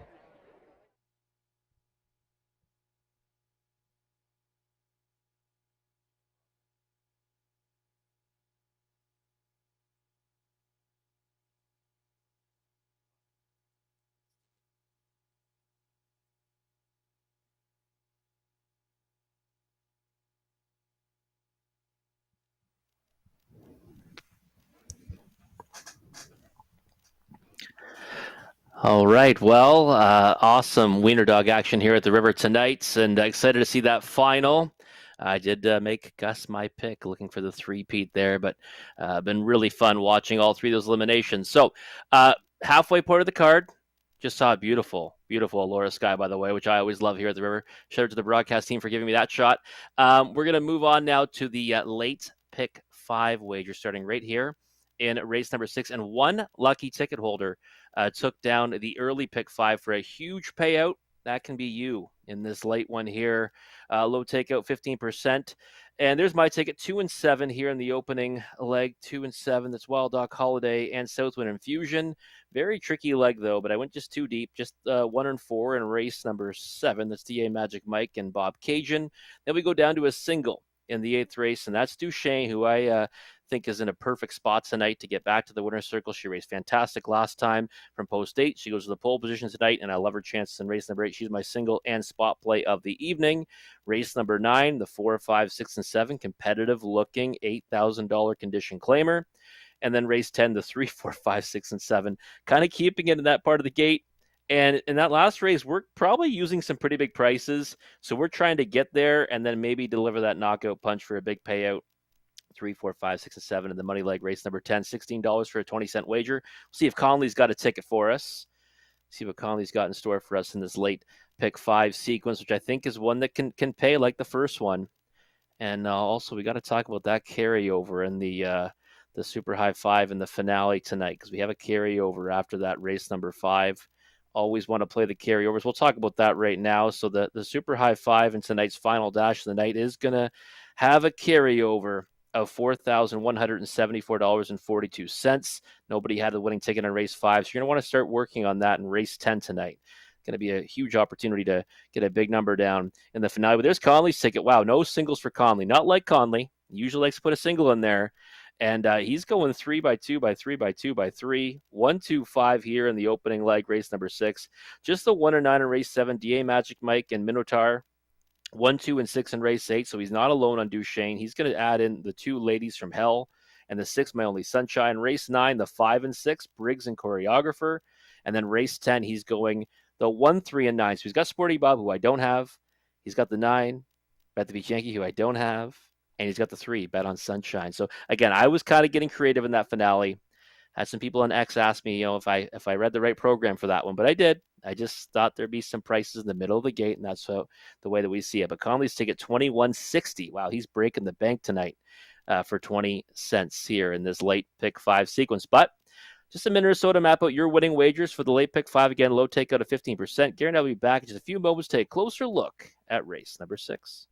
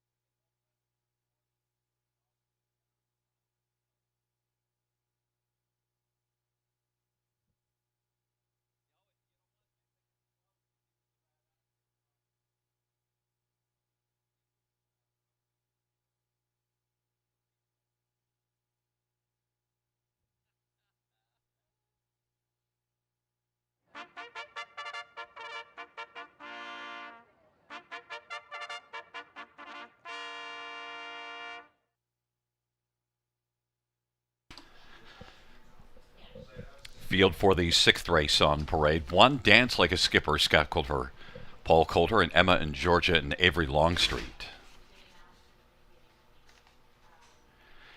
And number 2, Wild Dog Holiday, Austin Sawyer for Kyle Boston and William Brown. Number 3, Magical Een. It's Todd Ratchford for Sean Stacy and David Lumsden. Number 4 is I'm a Captain, Travis Henry for Ashley Lenvoy and Gino Toscani.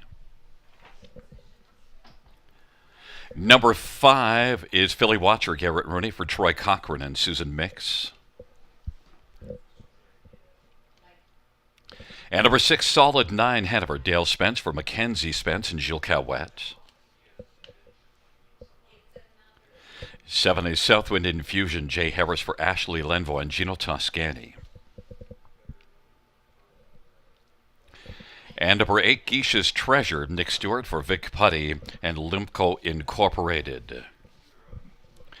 It is a field of 8 for race number 6 in Vince. Just a quick note that we had to change the post positions on 2 dogs in the final because, well, when we had the original order, the dogs wouldn't stop fighting with each other, so we had to separate them. So Klaus is going to be the 7. He was fighting in the first dash as well. And Gus is going to move down into the 3 spot just so that Klaus can get away from the I guess, Bandit or Calvin. I think it was Calvin who he was fighting with, so he just has to be separated. Listen, let's separate the horses here in this 6th race. Wild Dog Holiday, we both separated that one out, and the fans have gone there as well. 9-5, Rob. Yeah, and I think he deserves that support. Now, is moving up in class, Gary, right? But this is one that we saw win at that level. He won it last time back on June 7th convincingly.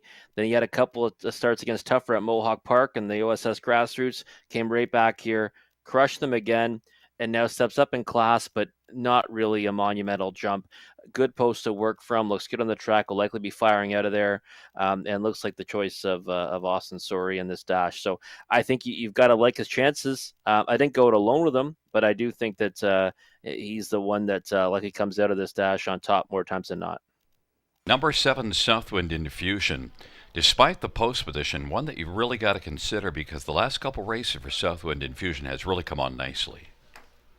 Yeah, it definitely has, and was also a strong winner at that same level that we see Wild Dog Holiday coming out of two back and just cruise to the wire at 32-1. I mean, won very easily, much more easy than you usually see a 32-1 shot win by. And last time out, I thought raced really well to be second to Onyx Pavino. I think we'd be more than happy to back Onyx Pavino against this group. So it's a good form reference, and post 7. Yeah, again, it's not what it used to be here at the River. It's a winnable spot and one that you can get forwardly placed from. So 9-1, I think, is a big overlay on Southwood Infusion, but we're still, 2 minutes away from the word go, so that price might come down.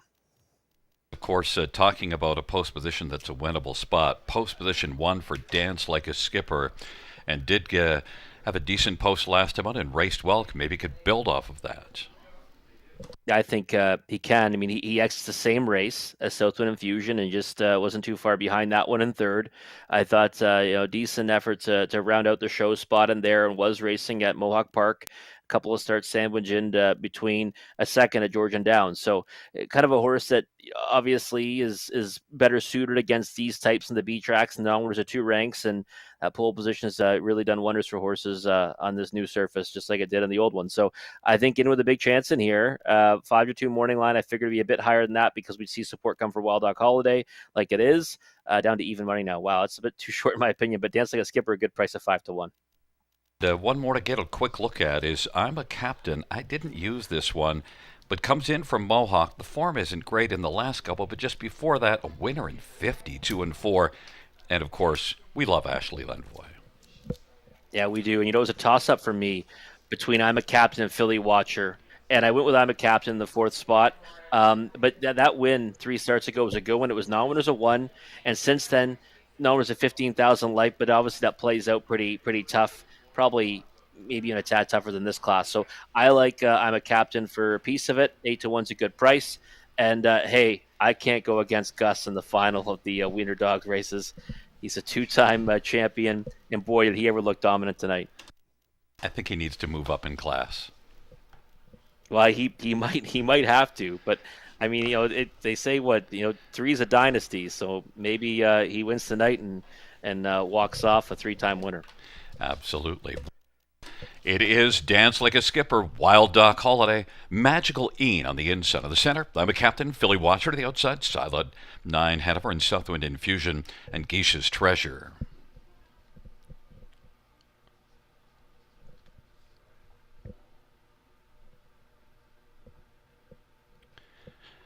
It's a field of 8 for the 6th race. There at the start of the round, and Philly Watcher, the one we're watching right now, straight out to get the lead. Wild Dog Holiday, I'm a Captain, and then Magical Ian. And on the inside, Dance Like a Skipper is now 4th, as Magical Ian is going to ease on over to the pylons and race 5th right now. Then further back, we've got Solid 9 Hanover, Southwind Infusion, and Geisha's Treasure. And right now, it is Philly Watcher, Wild Dog Holiday. And Wild Dog Holiday is going to come back around Philly Watcher. And Wild Dog Holiday is up and challenging Philly Watcher. And Dance Like a Skipper is also quickly dancing on the outside. And now it's going to be Wild Dog Holiday to take the lead. But Dance Like a Skipper now is going to try to clear before the turn. Dance Like a Skipper. Then Wild Dog Holiday. Philly Watcher is 3rd. I'm a Captain's racing position 4th. Then a gap of 3 or 4. Magical Ian is racing 5th. And then 6th is Solid 9 Hanover. Then Southwind Infusion and Geisha's Treasure. But it is Dance Like a Skipper who has the lead. Lively half of 55 3. And racing 2nd is Wild Dog Holiday. Philly Watcher is 3rd. And I'm a Captain is racing on the outside, position 4th. Then it is Southwind Infusion. Magical Ian is dropping back. Solid 9 Hanover. And Geisha's Treasure. Dance Like a Skipper. I'm a Captain now. Has burst onto the scene. And Wild Dog Holiday is still alive right there in the pocket for Austin Sorry and looks sharp on the back of Dance Like a Skipper. Dance Like a Skipper. Wild Dog Holiday bravening up in the pocket. I'm a Captain is racing 3rd. Then Philly Watcher. Southwind Infusion. Magical Ian. And then it is Solid 9 Hanover and Geisha's Treasure on down the stretch off 3/4, 125. Dance Like a Skipper. Wild Dog Holiday charging, but Dance Like a Skipper is game. But Wild Dog Holiday, Dance Like a Skipper. It is close, but Wild Dog Holiday, maybe it is tight with Dance Like a Skipper. Philly Watcher and Magical Ian, very close between those two, Rob, but nonetheless, Wild Dog Holiday and Dance Like a Skipper, they really went at it for a piece. Yeah, they did. No, it was real nice, nice battle there in multiple stages of that race too, right? And Dancing a Skipper handled really a lot more aggressively tonight. A big effort from that one, win or lose. Wild Dog Holiday ends up in the pocket on the spin for home. I think kind of waited to pop out because if he goes sooner, then maybe Philly Watcher is able to shoot up the inside there. And he actually raced well to be third too because he was part of the early action. So real nice finish. So Gary, they hit the wire together.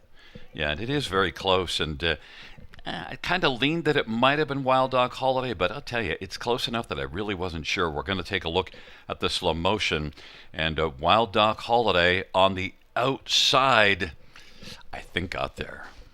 Yeah, I think so. I mean, I don't usually hear you say maybe. I know you give the edge to Wild Dog Holiday, but that's how close it was because usually you just hang your heart out there and call it definitively. Well, I'm trying to play it carefully because I've had a run of being right, and I don't want to mess it up. And I might not have messed it up there, but I'll tell you, it's only inches. It is. Yeah, look at that shot, by the way. There's the beauty shot of the Allura Sky right there. I know how much you love those, Gary.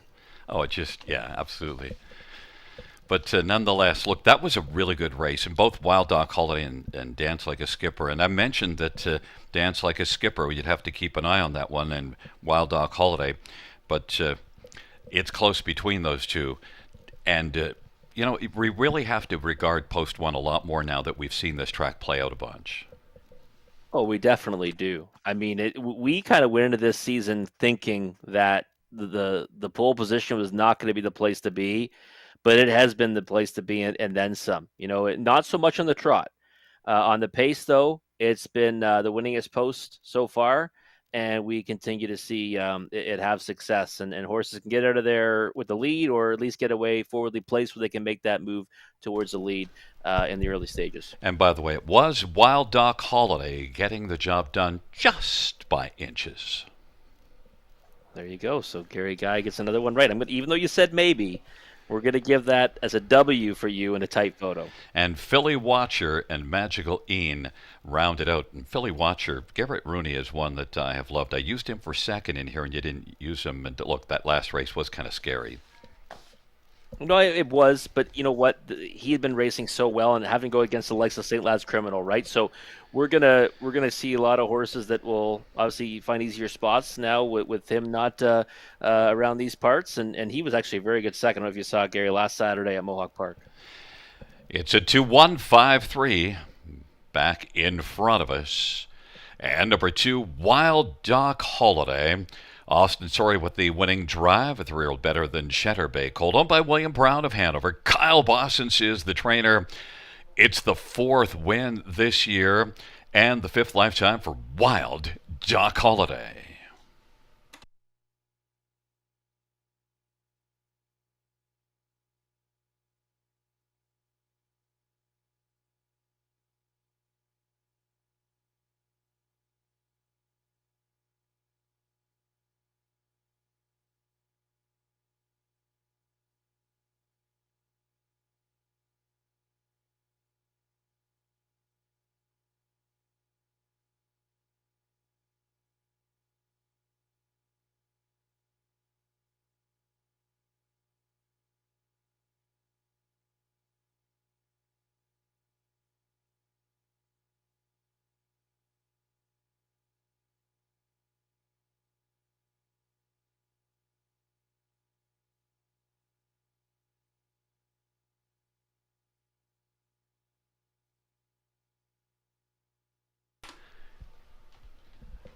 The 6th race payouts to Wild Dog Holiday. 320 to 30 to 30. 1 Dance Like a Skipper.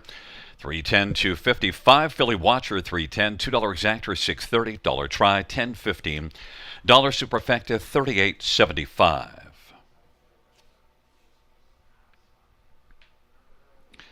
Fans, once again, note with the Wiener Dog Race Final. We did have to separate two doggies that wouldn't behave, wouldn't get along. So one will be Archie, two is going to be Calvin. We have moved Klaus further down, so Gus is going to be the 3 because Gus can get along with anyone. Bandit 4, Hershey 5, Duke 6, Klaus 7, Chorizo 8, and Ruby 9. Klaus and Calvin, they just would not stop fighting, so we had to keep them apart.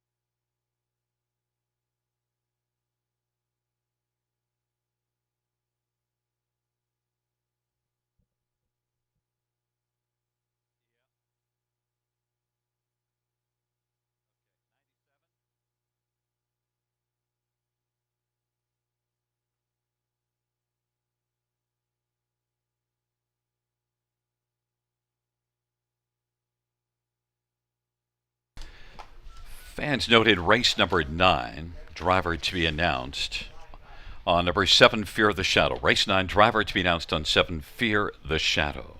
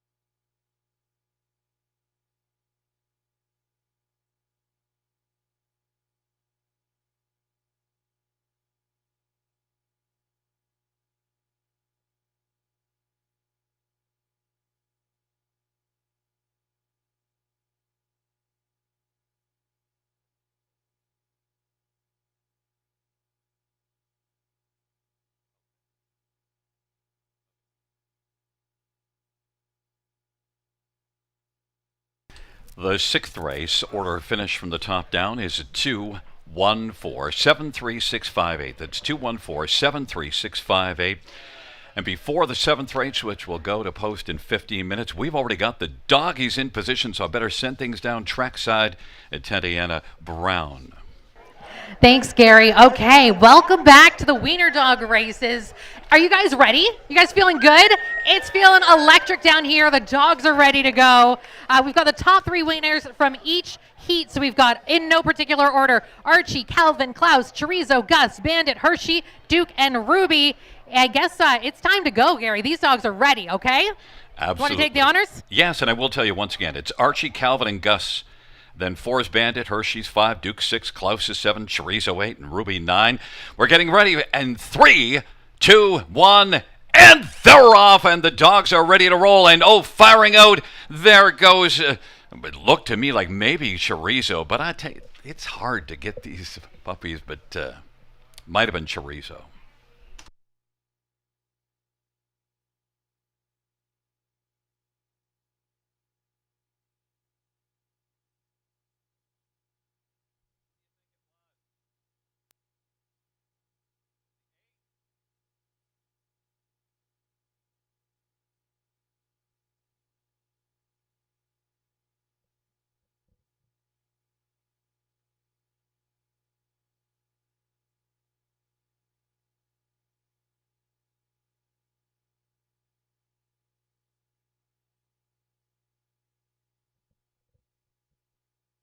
Fans, it was number 8, Chorizo, victorious, and then Hershey and Ruby. Chorizo is the winner, number 8.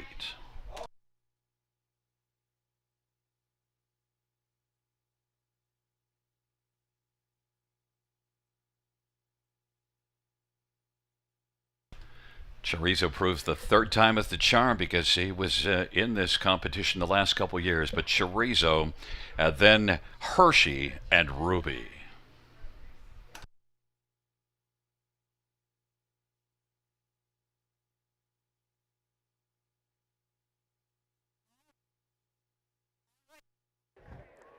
All right, we've got our champion here, Chorizo. How you feeling? Same buddy. Okay, so you guys defeated the two-time champion. How you feeling? You know, we've been training for this for the past month. You know, we've been doing a lot of Rocky montages up the stairs of the CN Tower. And, you know, we got it done. I know I heard that you guys had a very special treat that you were luring Chorizo with. Oh yes, Chorizo loves prosciutto. Prosciutto. This dog eats better than I do. That's incredible. Congratulations on your win. Now, after the 7th race, we are going to have the winner, the first, second, and third place finishers come out for some prizes and awards, and the trophies. So congratulations to you guys and everybody that was racing. Thank you guys for joining us here tonight. We will have the trophies and the awards coming up, so stick around for that. It's back to you, Gary.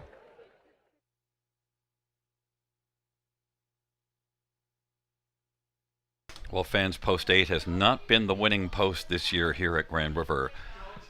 But we do have post position 8 scoring in the Wiener dog race. And Chorizo.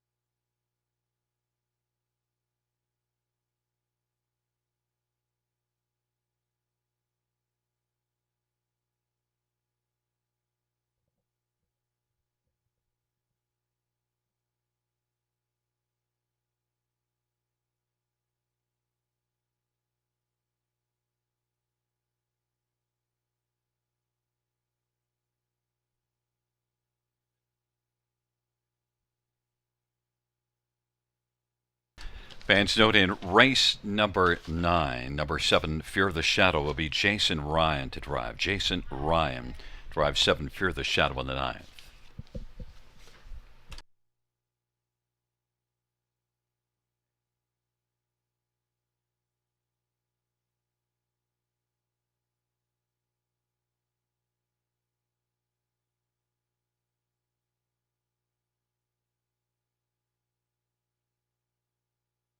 Back Farm of Canada is home to 9 exceptional stallions, including Beach Glass, the last great son of legendary sire of sires, Some Beach Somewhere. Also new in 2024, Lawless Shadow, an O'Brien Award winner for 2-year-old pacing colts and geldings. Double millionaire betting line, sire of 5 winners of over $400,000. Mick Wicked, the richest pacing stallion in harness racing history, and Hall of Fame inductee. Trixton, sire of 6 who have earned over $500,000, including O'Brien Award winner Evident Beauty. Also standing Archangel, Better Than Cheddar, Better's Delight, and My MVP. For more information, winbackfarm.com.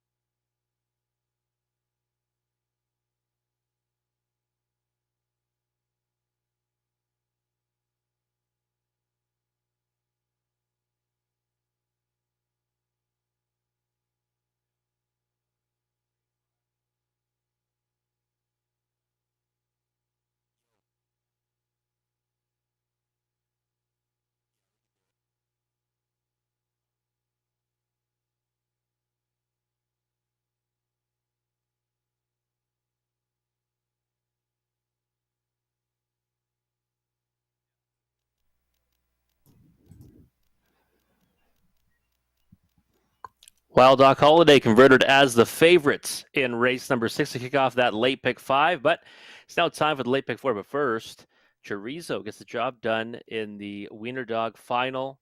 I thought Gus was going to three-peat, but Chorizo had other ideas. Real exciting race. Congrats to Chorizo and his connections. But let's take a look now at the late pick 4, starting right here in race number 7. Low takeout, 15%. And for me, in the opening leg, I'm going to go too deep with the 1 and 4. And I knew one would be a favorite and one would be a bit of a price. That's what we're getting right now with the 1 DA Magic Mike, even money on the board. But, the 4 Bob Cajun is one that I just think can maybe take a step forward, second start back off the bench, raced pretty well first over last time. Just thinking maybe he'd be worth a flyer at a price. He's 12 to 1, too deep, 1 and 4 here in race number 7. Race number 8, just the 1 Duchesne. Fantastic win 2 starts ago. Really strong second last time to Carson Scuda. I think Carson Scuda would get the better of that group. So happy to go to alone with the 1 Duchesne in race number 8. 4, 5, 6, and 7 in race number 9. Very competitive looking condition claiming event. Want to spread out there, maybe get a price down, and then the finale, well, we're going to take the all button. Again, some people on X, a friend from Chicago, actually kind of questioned my picks and said, "Are you sure you looked at the right page?" Yeah, I did. I would go with 3, 4, 5, 6, and 7 in the pick 5, but in the pick 4, we're going to hit the all button because I do think that race might bring us a big price. But in this ticket, we could do that just $12.80 for a 20-cent ticket. So when we get to that race and that high five carryover, you'll see I likely have some prices selected. But that was the way I wanted to go in what I think looks like a wide open dash in race number 10. Let's see if Conley's got a ticket, though. I'm curious to see what he's got for us in this late pick 4 sequence. Again, my ticket, $12.80 with a single. His, no single, $7.20. 1 and 9 here. It makes sense, right? If you like the 1, you got to like the 9. DA Magic Mike and Minotaur. And we don't say that as much over the new surface here at Grand River, but I do think in this race it kind of is a decent spot to do it. 1 or 9. 1, 2, and 6 in race number 8. So he's not going alone with Duchesne like I am. He's added in the 2 ladies from Hell, who's a speedster from the inside.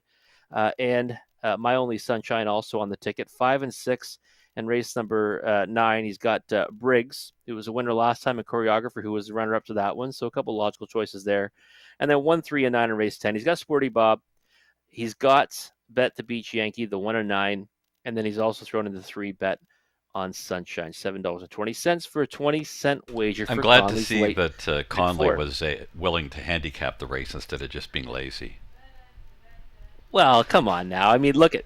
I think the finale can bring us a big price. I want to be in a cluster of horses, center of the gate, and I think there's some horses there that can rebound in a big way. So I did handicap the race, but he did go a little tighter than me. But Gary, you know what? That race also brings us is a carryover in that super high 5, and we know carryovers are fantastic wagering opportunities.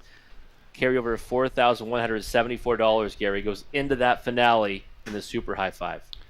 Well, try to get that pick 5 to make up for the fact that you wimped out on picking the last leg of the win 4. Well, if I had taken it all in the early win 4 in the final leg, we would have had a real good time with Cabot Tower winning and it paying a hefty $235 for 20 cents. But c'est la vie, we didn't do it. We're going to do it in the late one, though, and hope for the best. But great to see still a big crowd on hand after the final of the Wiener Dog events. But if you want to map out a winning wager for this late pick 4, you better do so now. A couple minutes to do so. And we'll be back in a few moments to take a closer look at race number 7.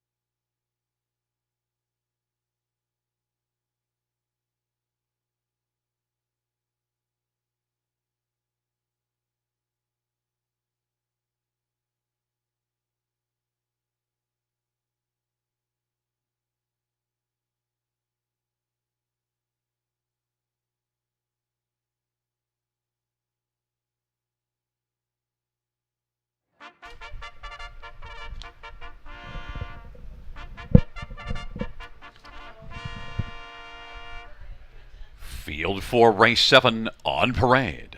1 is DA Magic Mike J. Harris for Sean Stacy and Landmark 16 Racing and Hudson Standabred. Number 2 is Boondoggle, child number for Don Lindsay and Paul Kleinpaste and William Amplajevic and Garth Bechtel. Number 3 is RJ Ringo, Todd Ratchford for Ruth Moore, who trains and partners in ownership with James Hasty. Number 4 is Bob Cajun, Anthony Hahn for William Hofacker, who's the trainer and owner. Number 5 is Brightside Maceo, J.B. Renault for Julie Walker and Darlene Carr. And number 6 is Always Be Sweetest, Del Spence for Mackenzie Spence and Shen Go. Number 7, Larjon Levi, Scott Kohler for Patrick Bissett and Larry Lane. 8 is Redland Wrangler, Paul McKenzie for Stephen Charlton and Kathleen Charlton. 9 is Minotaur, Colin Kelly for Sean Stacy and Hudson Stenabredge and Catherine Stacy and Landmark 16 Racing. It's a field of 9. It's race number 7. Let's get a look at this field. And Rob, I'm not surprised that DA Magic Mike is taking a lot of action, even though finished 4th here last time out. Yeah, no, we shouldn't be surprised because that was a tougher spot, right? And the good form reference, too. You get away 4th in that race. You finish 4th by 4 lengths to Wild Dog Holiday. Wild Dog Holiday comes right back and gets the job done in a tougher spot. This one now goes down to an easier spot where he was a winner and a convincing one on June the 28th. I mean, back-to-back wins on the engine for DA Magic Mike. He now gets to move to the pole position. We know the success that starting spot's had, so I think that he's very deserving of odds-on status and the most probable winner in the race. And, 4 to 5, I mean, you had to anticipate a pretty low price because you look at this horse 2 starts ago in this class and was an odds-on pick there. Yeah, 45 cents to the dollar on that occasion. Probably going to be something similar tonight, right? Because it's not like there's someone that he hooks in here that looks really tough on paper compared to what he's done. And what he's done is, rack up a couple of victories in his last 3, and those wins came against similar competition. And number 4, Bob Cajun, one that I think Conley was very much in on a multi-leg wager last time out. Only a 4th, but could build off of that. Now comes back just 7 days later. Yeah, and maybe on the Conley off angle, it's the Robert on angle, because I've got Bob Cajun on my multi-leg tickets here. Because really, you can't really fault him for that start off the bench, right? He gets away 5th. He goes first up. He's first over a long way. He only loses 1 spot back to 4th. Doesn't get beat all that much. I mean, yeah, with 5 lengths to Port St. Charles, but we saw that one, doing good things. So I think that Bob Cajun has every right to take a step forward. He went a big middle half, and it was, during the tricky part of that race from 2, being overland first up. And I figured he'd be valued tonight, and he is at 11 to 1. Tough task to take down DA Magic Mike, but again, with the horse that has probably the biggest upside, I think it's Bob Cajun. Number 2, Boondoggle is one that can get off the gate well enough to maybe get a trip in here. And Boondoggle was good earlier this year. It's kind of fallen off of late, but maybe can come back around here. They got completely wiped out last time, right? Wiped out easily. The best made a break right in front of him, and it took him at a contention to the point he had absolutely no chance. So that was in a condition claiming event. But it was first-time Lasix. So even though he transitions back to the open kind of company and non-winners have won, I think that it's a transition that kind of makes sense because before that he was racing in the class above this and wasn't really doing all that much, but he did chop one out till the stretch drive before fading back to 6th in a race won by Onyx Pavino. So I think Boondoggle's one. There's another one that there's some upside to here. I just think it might be a little tricky for him to get the better of one like DA Magic Mike, but he's one to use in your tickets. Number 3, RJ Ringo. I thought that last race would drum up a little more support in here. RJ Ringo is still sitting at 10 to 1. Yeah, and it was pretty convincing victory rate at Georgian Downs. and no one was a 1 or 5,000 life, but it was 56-4, and I think that maps out pretty decently against this group. I don't know if he gets to the lion's share of it, but I think he's one you got to use in the exotics. Well, DA Magic Mike is sitting at 3-5, and the field for race 7 taking up their positions. It'll be DA Magic Mike and Boondoggle with RJ Ringo in the center. Bob Cajun, Brightside Maseo, and to the outside, it's Always Be Sweetest and Larjon Levi and Redland Wrangler. And the second tier will be Minotaur. It's a field of 9, the 7th dash on a fun-filled Friday night here at the River. It is post time.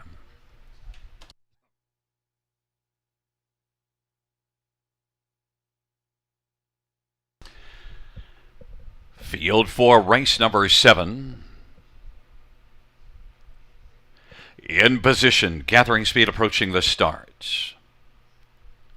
And the field for the 7th race is at the start of the rough, and Larjon Levi and Redland Wrangler, Boondoggle on the inside, DA Magic Mike and RJ Ringo, then Bob Cajun, Minotaur, trailing pair Brightside Maseo and Always Be Sweetest, and still traveling 3 wide is Redland Wrangler, but on the inside, Boondoggle and Tyler Moore's got the lead. Larjon Levi at 80-1 is second, then on the inside, DA Magic Mike, the 1-5 favorite, is third. Redland Wrangler has been issued the parking ticket, and RJ Ringo is racing 5th, and then Minotaur's on the inside. Then it is back to Bob Cajun and Brightside Maseo and Always Be Sweetest. But as they race off the turn, they come up towards us.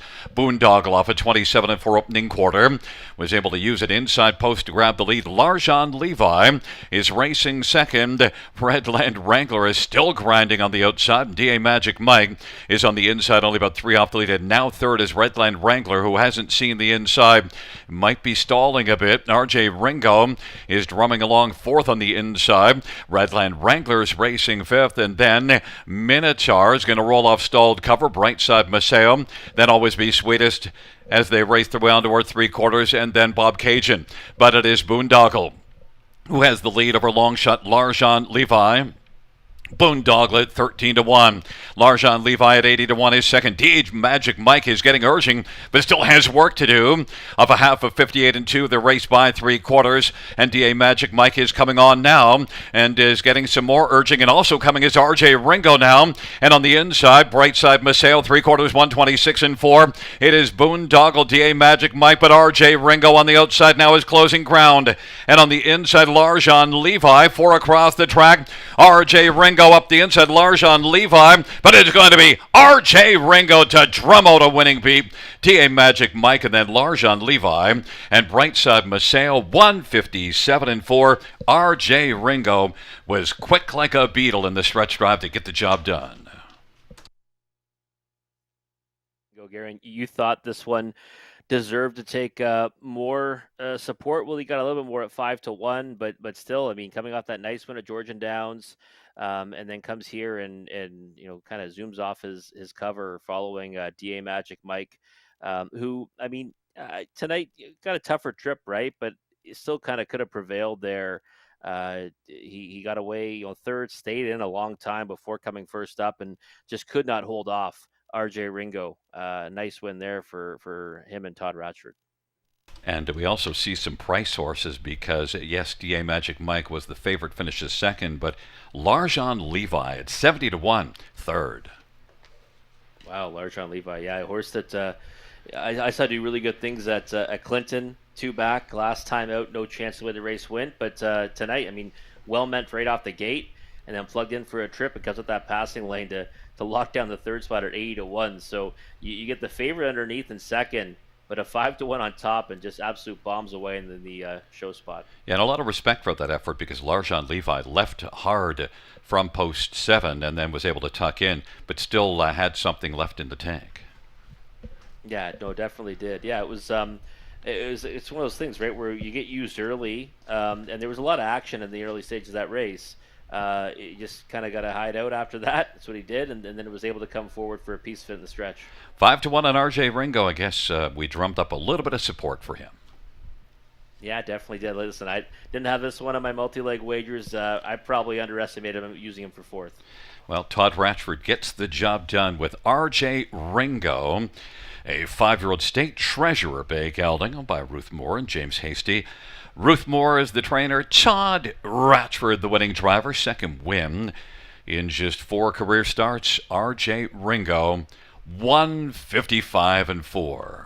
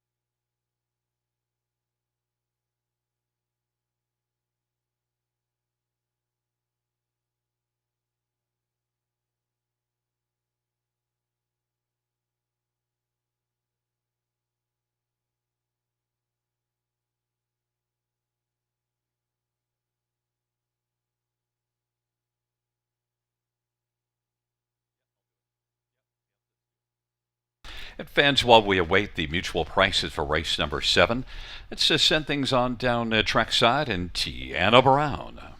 Thank you, Gary. All right, thanks to everyone who has stuck it out here to watch the final race and cheer on these competitors. Congratulations to all of the wieners that raced today. We're so happy you could join us. Let's start with our third place winner here. We've got Calvin and Calvin's parents. Do you maybe want to pick him up? It might be a little easier so everybody can see him because he's a look at Calvin here. Okay, so did you guys have a training technique? No. Okay, good. He just had the dog in him. He had the passion. He had to fight, right? Yeah. Now, you said you convinced your person here to get a dog on a flight? Yeah. And it was worth it, right? Absolutely. Do you have anything to say, Calvin? I agree. Yeah, that's good. Okay, so congratulations. I get the honor of giving you a ribbon here. So this is for you. Maybe you have thumbs, so maybe you hold that. Yay. All right. And our friends from Dreamland Pet here have a basket for you as well. Thank you. Thank you, Tori. All right. And are you guys going to come back next year? Absolutely, yeah. Okay, we look forward to it. Congratulations, Calvin and Calvin's Humans. Yes, thank you, crowd. Okay. All right, in second place, who do we have here? Is this Hershey? Yeah. You are so sweet. Now, this is not Hershey's first time racing. No, it's not.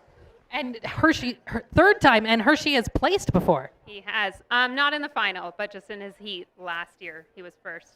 Yes, you did great. We're all very proud of you. You're just chilling. You are just the easiest dog. Was there a training program? We did 100-foot dash, 4.5 seconds. So it's not bad. Almost as fast as me, I think. Okay, we've got some prizes for you. I have a beautiful red second place ribbon. Again, you have thumbs. Congratulations, guys. We've got a basket here from Dreamland Pet. Thank you again, Tori. So I'll give you that, and that'll help you guys training for next year. Oh, for sure. Just want to give a shout out to my friends and nurses at the BGH that are watching. Sorry, I'm not at work.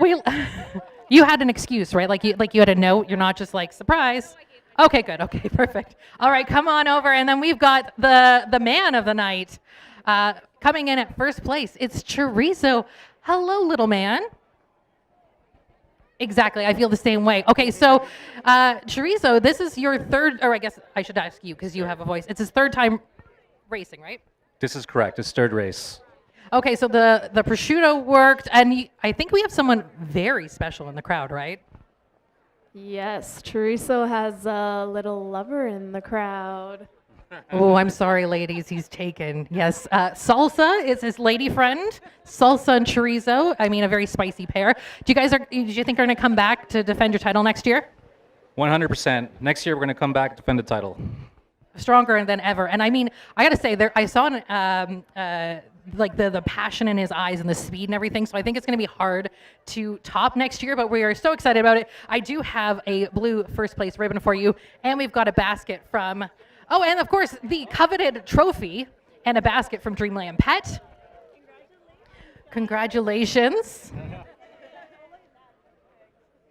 All right, thank you. And then one last piece of business. I do, oh, we got pictures, sorry.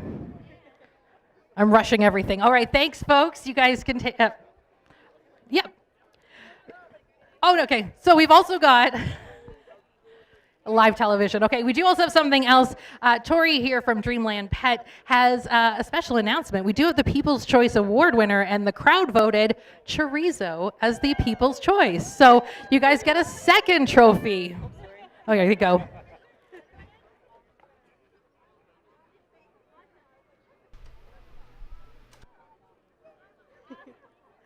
I keep hearing everyone in the crowd being like, wow, he's so cute. And you're right. Thank you all for coming here. All of the dogs won our hearts. So thank you so much for joining us, and we will see you next year. I guess all that's left to do is to send it back to Gary.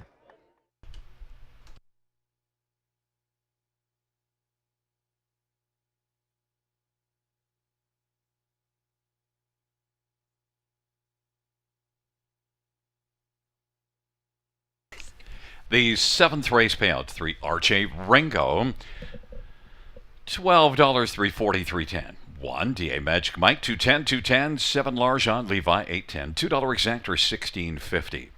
Dollar Schreiber, 184.50. Dollar Super, 1498.85.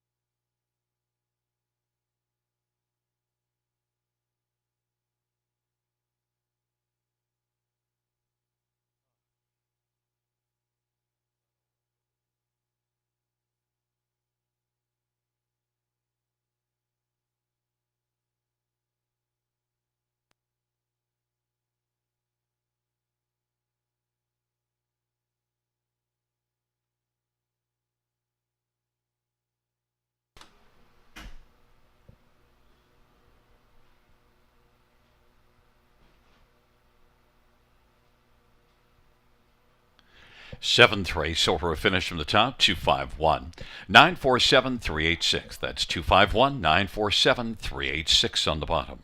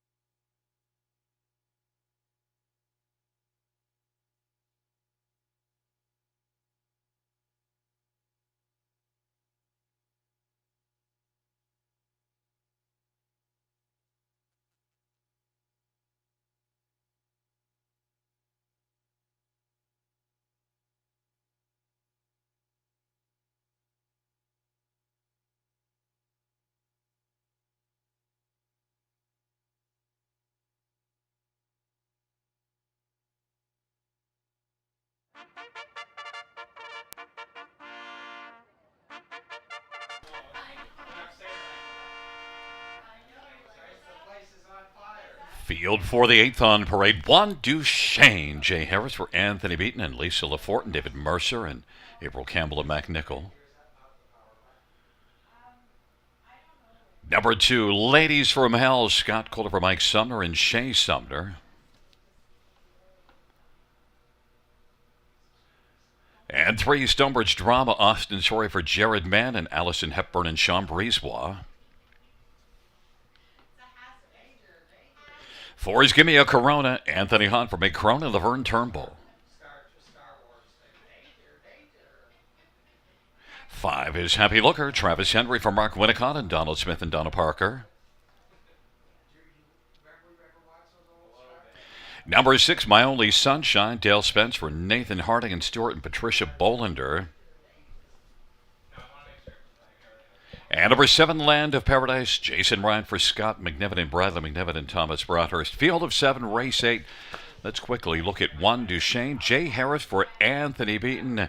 And certainly Anthony would like to win here, but he's got bigger fish to fry this weekend in the Meadowlands Pace, Rob. Oh, he certainly does. He's got a real strong 1-2 punch, right? Nijinsky and Legendary Hanover. Nijinsky, of course, won the NA Cup. Top pick in the Horse Bears Journal, too. Humble brag. No, yeah, he'd still like to win here, right, Gary? Duchesne was fantastic 2 starts ago. Big rebound victory and against much softer. And then I thought raced tremendously well last time to be second. I mean, Carson's Gouda, I think we would be more than happy to back against this group. And the 1 Duchesne here at 4 to 5. I mean, the price does not surprise me at all. He gets to slide down to the pole position this time out, and I think it's the better of this group with any kind of reasonable trip. Number 3, Stonebridge Drama is not getting a whole lot of love on the tote board, but getting love from you for second best. Yeah, it's been getting a lot of love for me lately, right? I think I put on top June 28th. Actually, put on top last time, too. So last 2, had her on top. Got away 6th in both those efforts. Got the flat line last time out. I thought raced pretty well to be 4th, all things considered. And I think an overlay right now. And I know the odds might shift come post time, but she's not going to be, 2nd or 3rd, maybe not even 4th choice in the betting. So she could definitely add some value underneath in the exotics, especially the exacta. And I'm thinking that maybe she goes forward up the gate this time as well. Second start back for post 3. So I'll be using Duchesne on top and trying to get Stonebridge Drama somewhere underneath in the exotics. The one that I thought was next best after Duchesne was Give Me a Corona, but I'm not positive because this is one that has been a little in and out this year. Big time last year, though.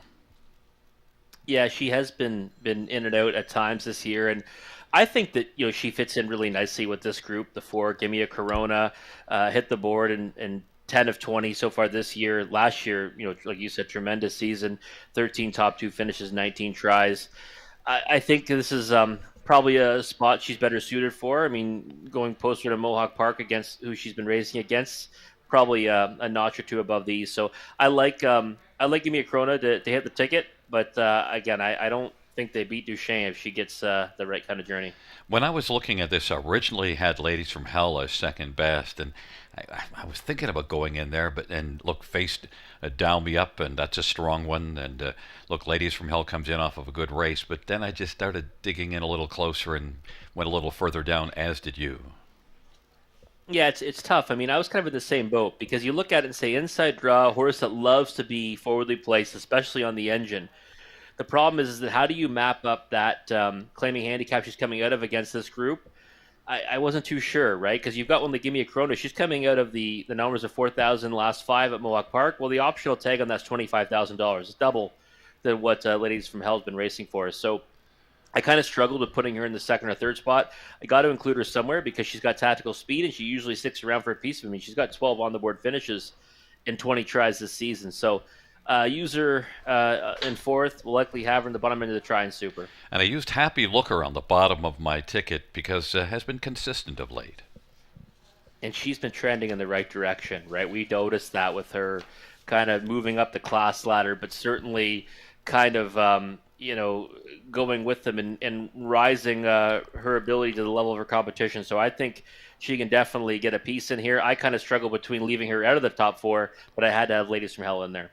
It's a field of 7 for race number 8, taking up their positions. It'll be Duchesne and Ladies from Hell on the inside.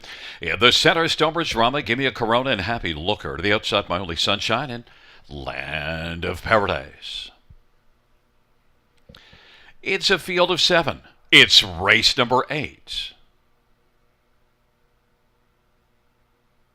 Field for the 8th race, nearing the start. And they're at the start of the rough, and My Only Sunshine and Happy Looker getting out with Stonebridge Drama and Ladies from Hell. Then it is Give Me a Corona 5th away. Then further back, Duchesne is second from last, and Land of Paradise is trailing the field. Happy Looker is the one we're looking at on top right now, and Ladies from Hell is racing second. Stonebridge Drama third, and Give Me a Corona is racing fourth, and then My Only Sunshine. And back to Duchesne, who's right now second from last. And trailing the field is Land of Paradise. And now grabbing the lead, Ladies from Hell is in front of Happy Looker. Stonebridge Drama is racing positioned third. Fourth in line is Give Me a Corona. And now Duchesne is quickly moving up on the outside and is going to get some cover also. Then My Only Sunshine. And back trailing the field is Land of Paradise. And they work their way up to the half of a 27-1 opening quarter. It is Ladies from Hell who's got the lead. Stonebridge Drama at 11-1. Now has come on and is dueling to take the front. It is Stonebridge Drama and Austin Sorry. Ladies from Hell on the inside. Ladies from Hell maintains a slim lead. Stonebridge Drama is second. Racing third is Happy Looker. And Give Me a Corona is fourth. My Only Sunshine fifth. Duchesne is still back there skating sixth. And Land of Paradise is trailing the field. Stonebridge Drama trying to wear down Ladies from Hell. They're still going at it, and they stride together to 3/4 of a half of 56-2. Give Me a Corona is now looking to belly up to the bar and come on. And then on the inside, Happy Looker. Duchesne is still skating fifth. And then My Only Sunshine and Land of Paradise. It's Ladies from Hell as the field turns for home. Give Me a Corona on the outside. Happy Looker on the pylons and Stonebridge Drama fourth, and Duchesne is still fifth. And then My Only Sunshine and Land of Paradise on down the stretch route they come. And it is Ladies from Hell charging on the outside now. Give Me a Corona. Give Me a Corona. Bellies up to the bar and wins it. Duchesne came on late to get second. Then Ladies from Hell and Stonebridge Drama. Give Me a Corona. 153-4, Rob. We thought that she was one that was logical against this group, as she brings her A game, and she certainly seemed to really take to getting against this group tonight. I mean, her last victory came on the B tracks at Georgian Downs, condition claimer. This time around, a little bit tougher than that, but able to get to the winner's circle. Gary, Duchesne was kind of interesting. I mean, pole position, we're thinking, okay, we're going to see this one get forwardly placed tonight. I said, I think she wins if she gets a reasonable trip. The trip just wasn't all that reasonable, all things considered, because she kind of just looks like she kind of pulled up behind the gate. Like at the start, she was on the gate, and then all of a sudden she was a length or two off the gate, and Jay Harris had to take her back because she just kind of came to a halt at the start of the race, and then had to come off the pace and made a good go of it late, but just had too much ground to make up. Did a nice job of at least staying interested, and then might have gotten up and gotten second. Ladies from Hell did a lot of work. Stonebridge Drama was digging for a bunch and did manage to stick around for the top 4. Yeah, no, it was kind of, it ended up being the horses I expected to be in the top 4, just nowhere near the same order that I thought it would be. And Ladies from Hell, a horse, she swells up on the lead, right? So the minute she's got the engine, I'm thinking, okay, you know what? This actually might work out for her. Even though I didn't know how she mapped up against this class, she just gets picked up by Give Me a Corona, and she actually fended off Duchesne. But Duchesne really lunged at the wire. I mean, that was as close as it gets. And I think that, we'll kind of maybe back to the drawing board with Duchesne. I think you almost have to come back to her again against a similar group, but you'll be kind of holding your breath at the start. Did do a nice bunch of work, did your Stonebridge Drama, but you're right. And Duchesne, 3 to 5 on the board, but you've got to be able to get up onto the gate, which certainly she did here 2 races ago. Back in front of us is number 4, Give Me a Corona. 4-year-old Control the Moment Bay Mare, owned by Laverne Turnbull, trained by Meg Crone. Anthony Hans, the winning driver. 4th win for Give Me a Corona, 153-4.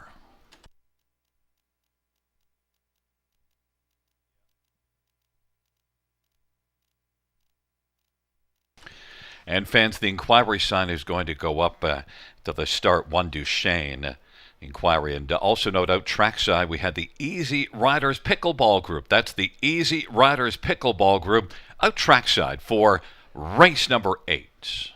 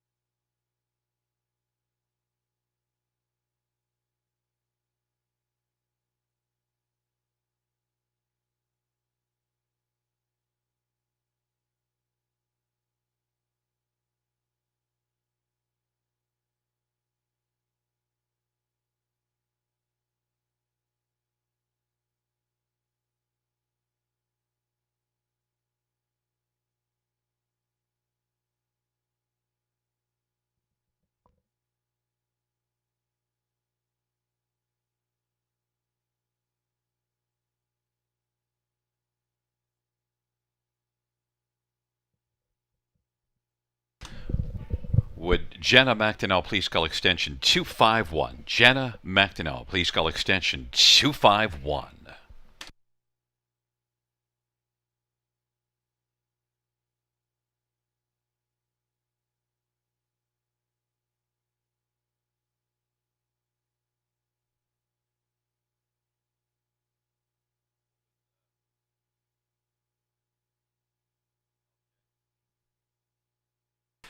Fans note, number 1 Duchesne is going to be refunded. The judges ruling that number 1 Duchesne was denied a chance to get up onto the gates at the start and will be refunded. A refund on 1 Duchesne.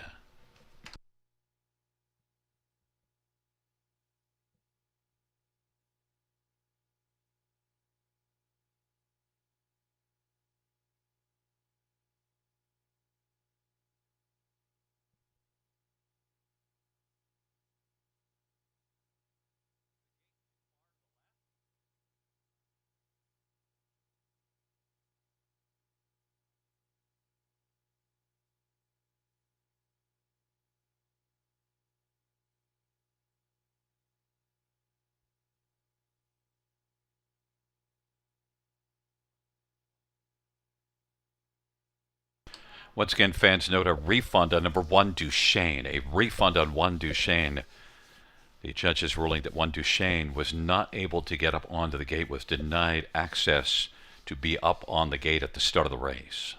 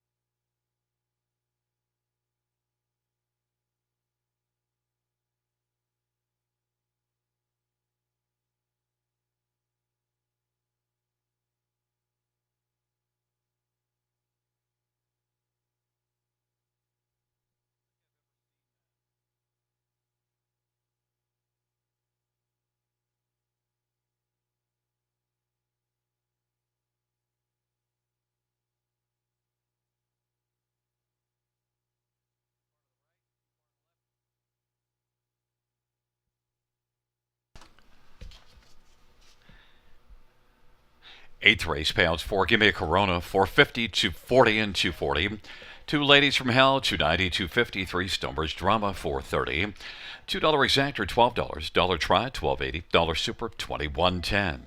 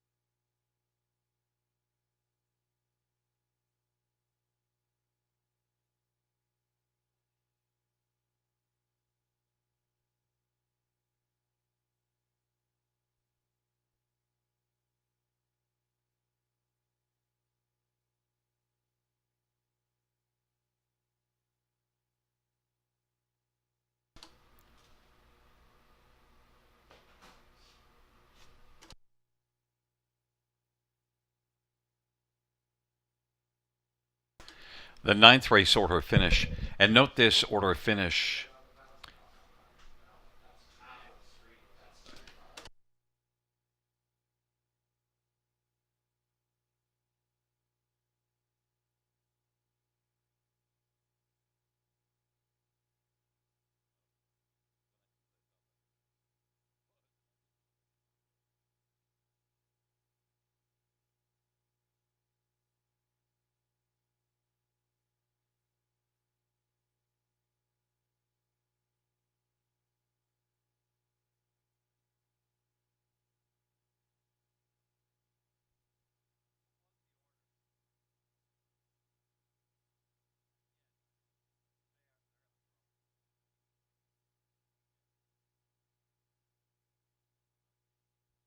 Fans, note the 8th race order finish. And note this is for purse purposes only, not parimutuel. From the top down in the 8th race, 324 1567. That is 324 1567. 8th race order finish, but for purse purposes only, not the parimutuel order finish because of the refund of one Duchesne.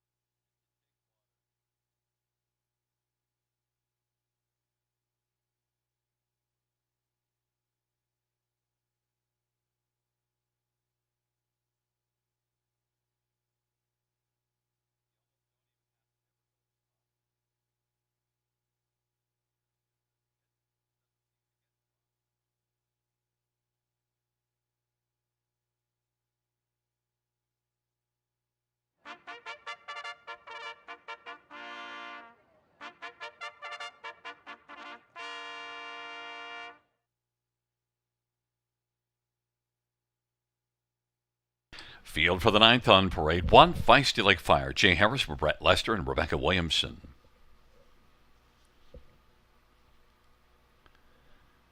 Number 2 is Very Blue Chip. Colin Kelly for Boyd Wilson and Owen Wilson.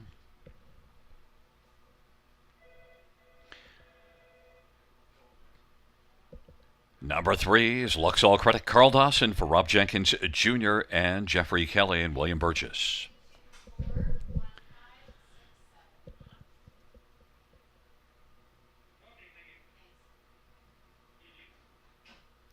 For Serial Killer, Anthony Hunt for Courtney Robson. Number 5 is Briggs, Garrett Rooney for Kathy Chikeen and John Chikeen.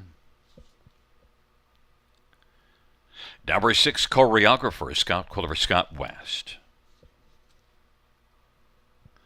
7, Fear of the Shadow, Jason Ryan for Harry Martin.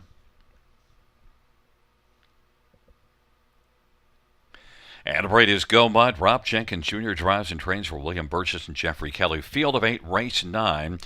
And we'll go right to your top pick, number 5, Briggs. My second choice, because I took a flyer on one, Feisty Like Fire on top, and I also noticed Kenny Middleton went with Feisty Like Fire as well. But the more logical play probably is Briggs off that great last start. It was a huge effort last time, right? He bottomed them out on the front end, Gary. I mean, 26 flat, 54 and 2. At this level, that's just absolutely torturous fractions, and he kept on going. I mean, obviously they staggered home, but that's what happens when you bottom out the field like that. So we kind of noted that he raced pretty good on the engine June 21st. And then the start after that kind of just got an easier trip before unleashing that early foot again. So I came right back to him. I just thought that was a good win. So we'll go back to him one more time. And number 4, Serial Killer, is one that gets good marks for consistency of late and did work from off the pace nicely last time out.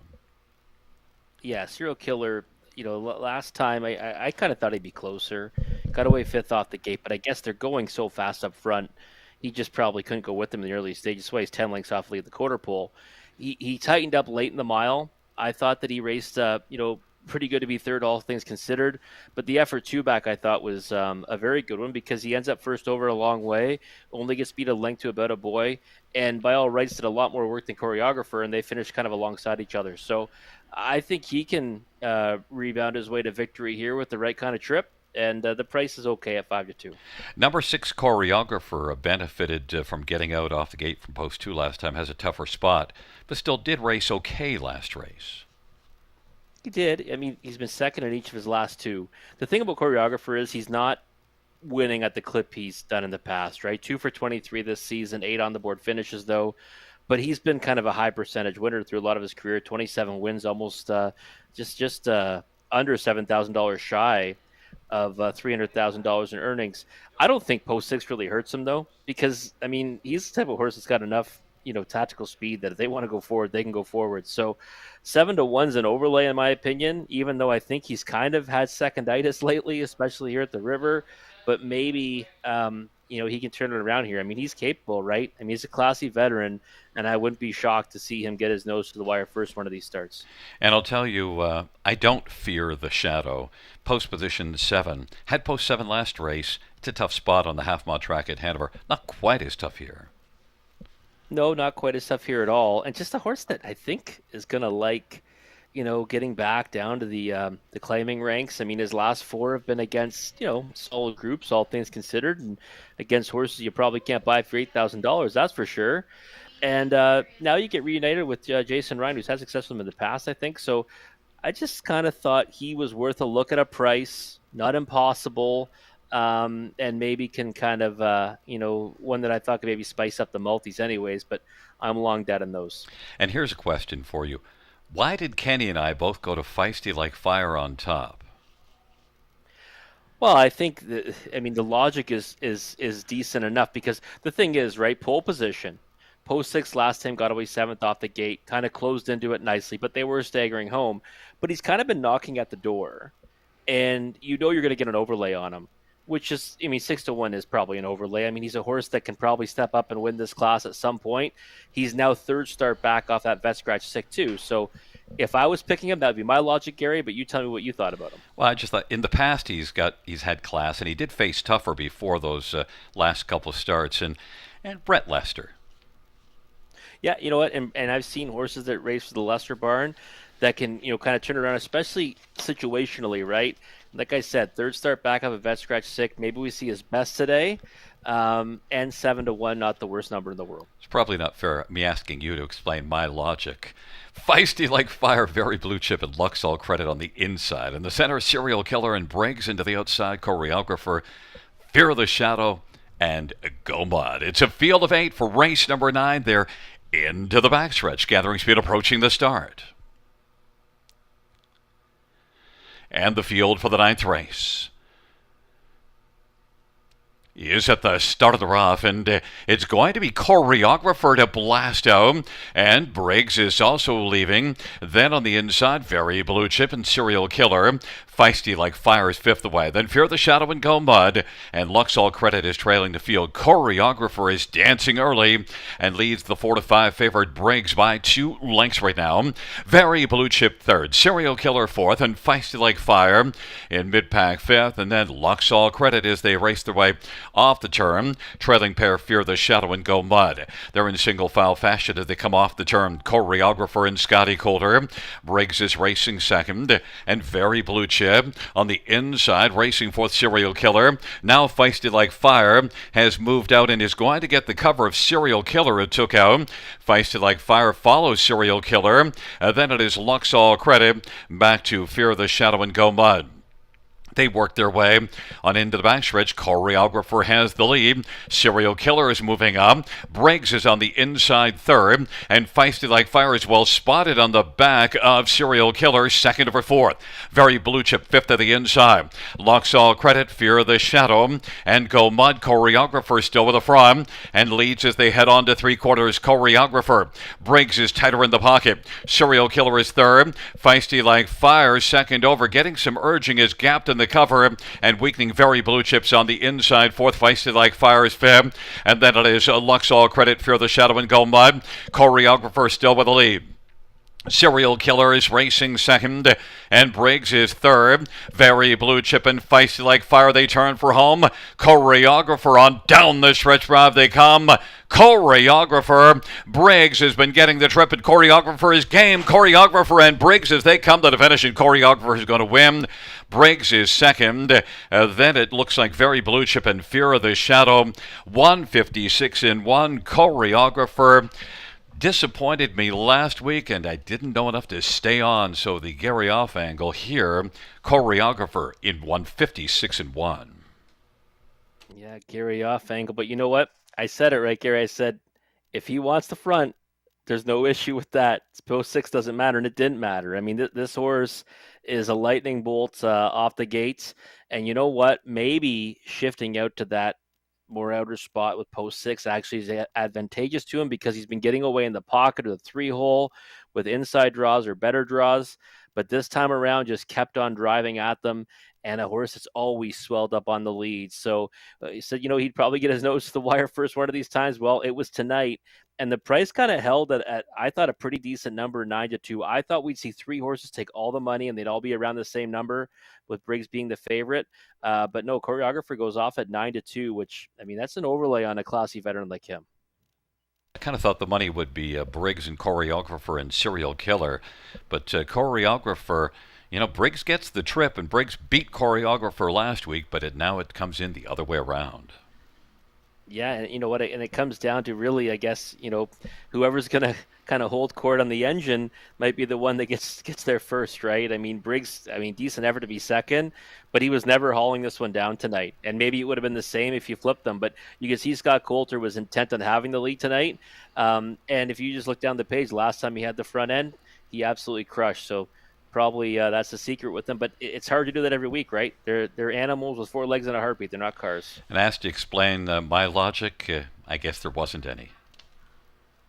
Well, I mean, listen, I got it with Feisty Like Fire, but he's just kind of been lurking around on the fringes, right? So I just thought that he was one that might be able to get a smaller piece at best. He took a lot of late money though. He got bet down to like 7-2. Yeah, the same price as the one that I jump off of, which I liked last week, or 9-2 on Choreographer. That's just dumb. Well, happens sometimes. It's just dumb. But back in front of us, a man who's not dumb at all, the very smart Scotty Coulter, the Tan Tornado Choreographer. 9-year-old Well Said Bay Gelding, owned and trained by Scott West. 3rd win this year, 28th lifetime. Choreographer, 156 and one.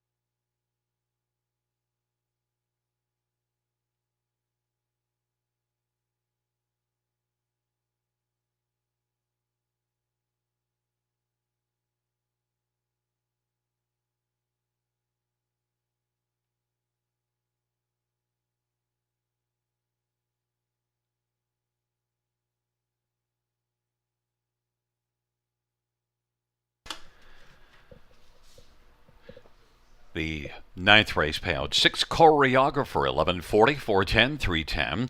5 Briggs, 280, 310. 2 Very Blue Chip, 590.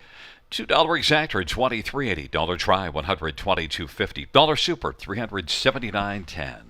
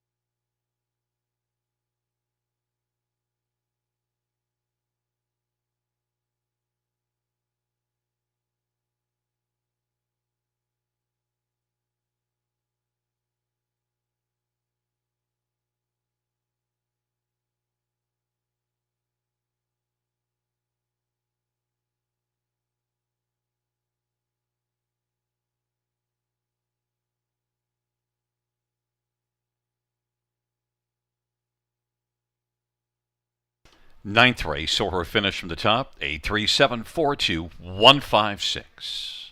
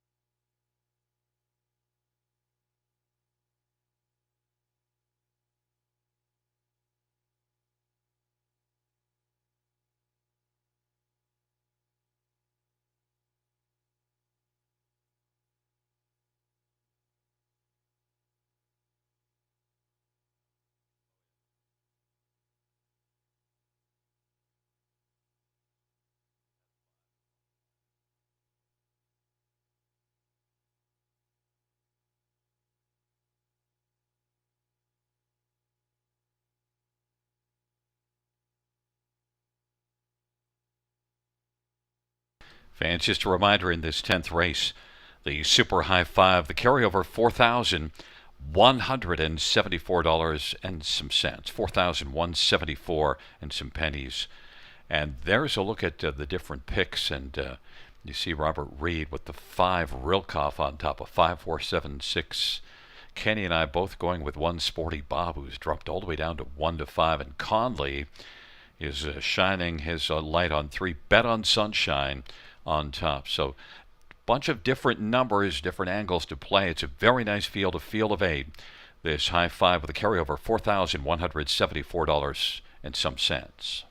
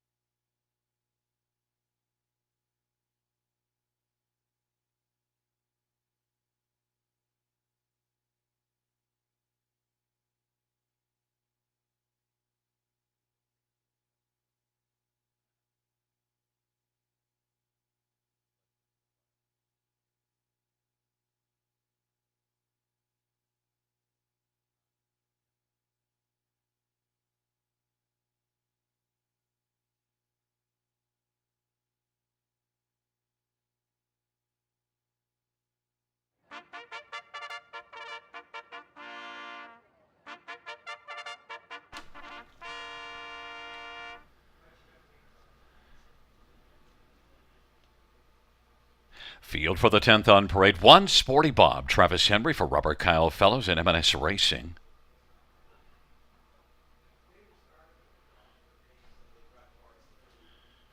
And number 2 is PL Quicksand, Austin Story for Matt Dupuis. 3 is Bet on Sunshine.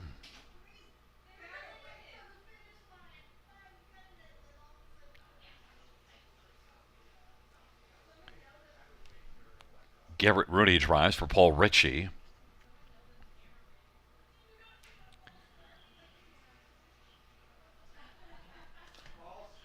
Number 4 is LA Sun Control, Colin Kelly for Rick Edwards and Michael Tam.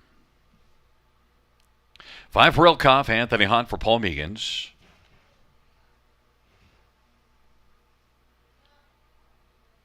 6, Arts Alive, Jay Harris for Dwayne Marfisi and William Cece and Henson Wong.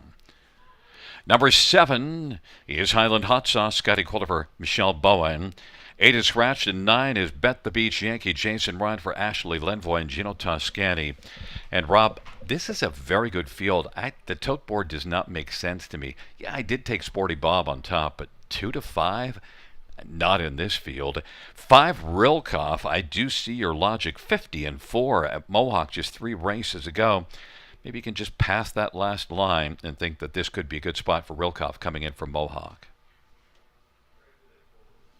Still on the odds board, Gary. Before we get to the post here, I'd be shocked if Sporty Bob's 2 to 5. I don't think he should be that low. But Rilkoff. You know what? This is a race where I literally looked at it and said I thought it was wide open. So I want to be on the side of horses that are going to be value and prices, and I want to be on the center of the gate. I went to 3, 4, 5, 6, and 7 as my top 5 here, and Rilkoff is one that he's kind of a closer. I think speed could collapse in a race like this, and he's a horse that if you look at his lines, I mean, second beat neck to Magical Arthur, 4th to Revolt, 3rd to Woodmere Roll Pop. I think we'd be willing to back a lot of those horses against this group. So just kind of a play where we're looking for value and a horse that by all rights should fit in nicely with this group. He's just 1 for 18 this year, but he looks okay on the track right now. And like I said, I think he'd be right there at the wire at a big price, so why not put him on top? I don't mind that shot at all. And also for LA Sun Control, 2nd start off of the sickness and 9 wins in 19 starts. Yeah, and he's a more probable winner than Rilkoff, I think, just because he's got a lot of things, I think, going for him, because he was dynamite in the city of London even before that at Western Fair. And then he had that start here that we were both excited about him for. He had post 8 on that occasion, got away 9th off the gate, had no chance. First time up at this level. Then he was a vet scratch due to sickness. His first start back after missing a bit of time. He's first over in the quickest quarter of the race, 27-2 his zone 3rd quarter, and he only gets beat just under 2 lengths to Arts Alive. So he might be the horse in here. I love his chances. He's 9-2 right now. A bit of a bad behavior sometimes behind the gate. That's why we see him being walked to stay calm right now. Highland Hot Sauce, when you look closer, that's a big back half last time out here, and also one that overall has been doing some nice things. And here's the thing about Highland Hot Sauce. I thought the last effort was actually pretty good. I bet him.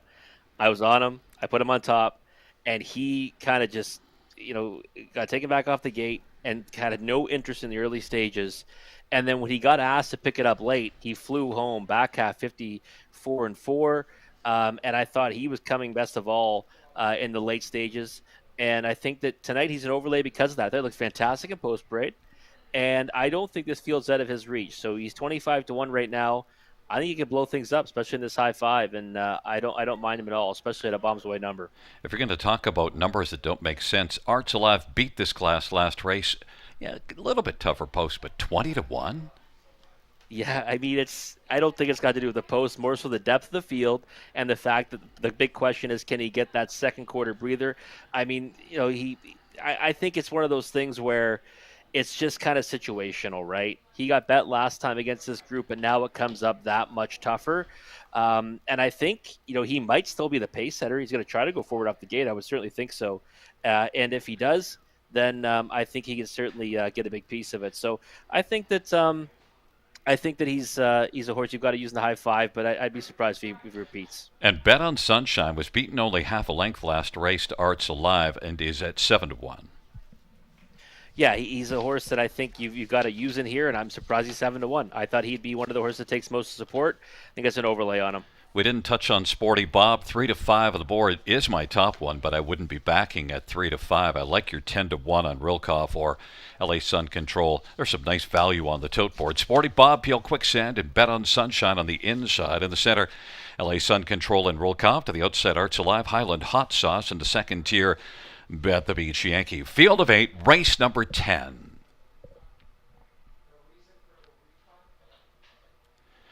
And the field for the 10th race.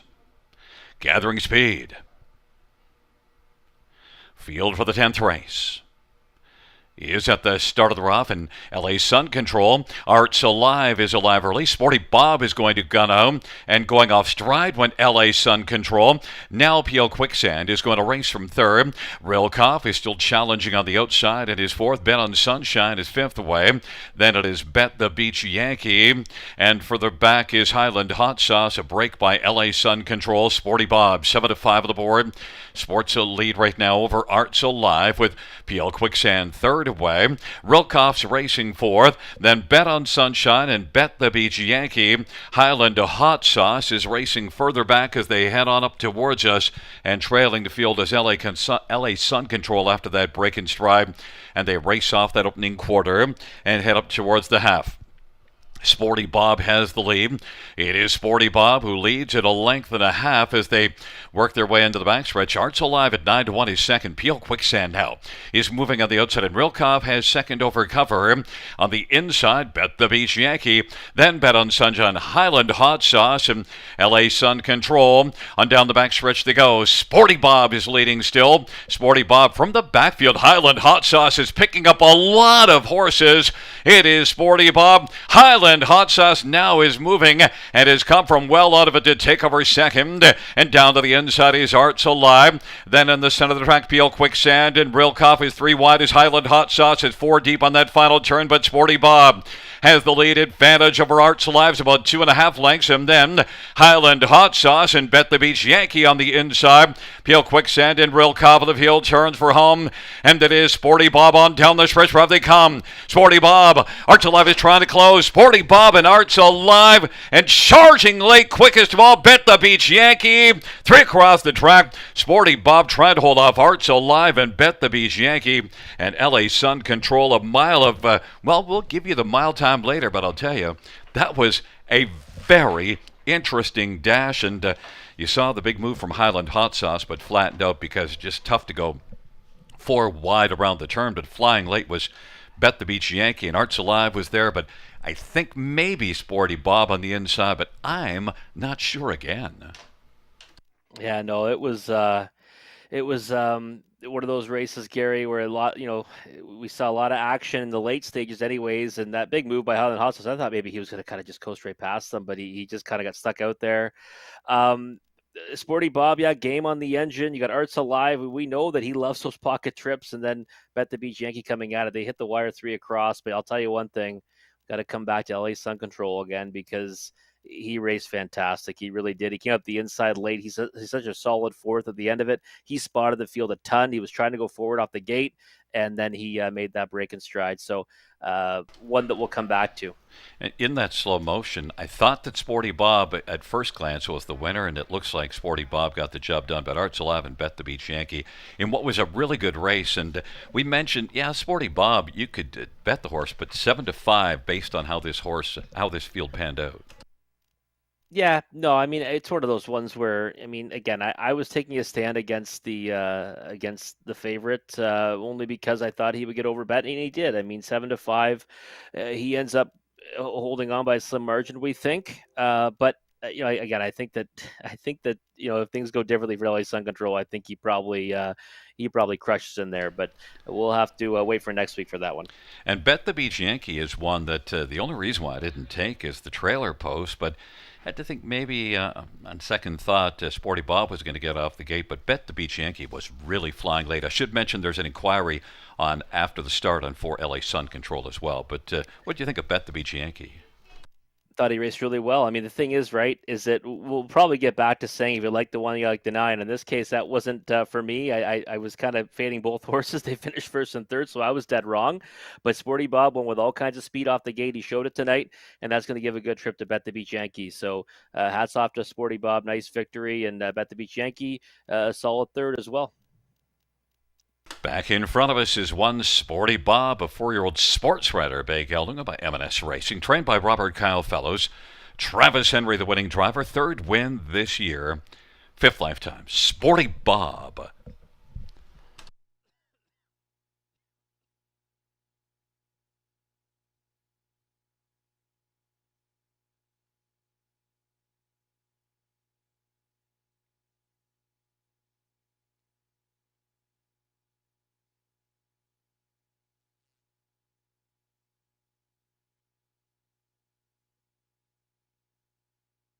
And fans note there were no violations of the braking rules by number 4, LA Sun Control.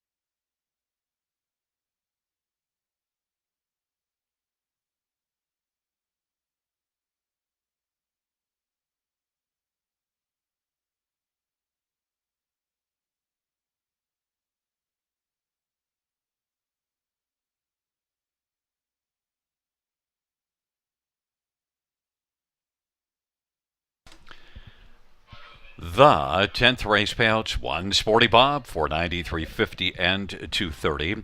6 Arts Alive, $890, $780, 9 Bet the Beach Yankee, $530, $2 exact or $42. Dollar try, $155.55. Double of 6 and 1, $68.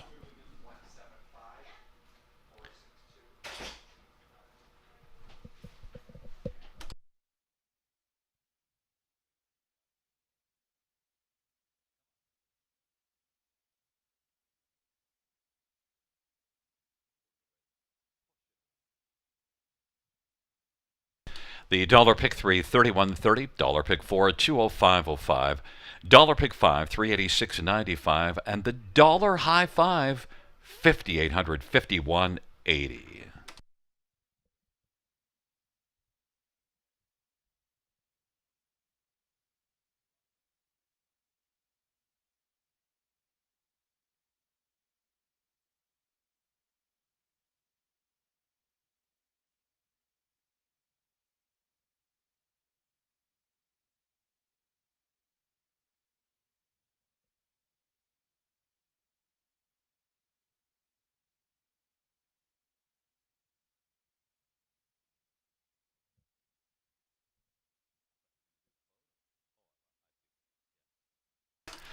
The 10th race, or a finish from the top: 175, 462, 8 scratch 3. That's 175, 462, 8 scratch 3 on the bottom.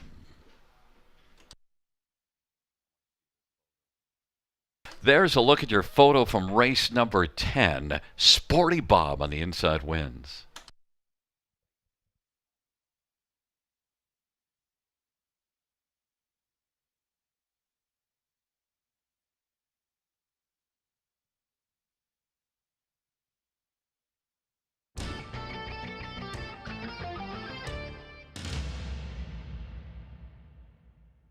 Fans, that concludes the live harness racing program for this Friday evening. Action resumes this coming Monday. First race will go to post at 6:30 p.m. Buenas noches, amigos. Good night, everybody. Good night, Josie Bean.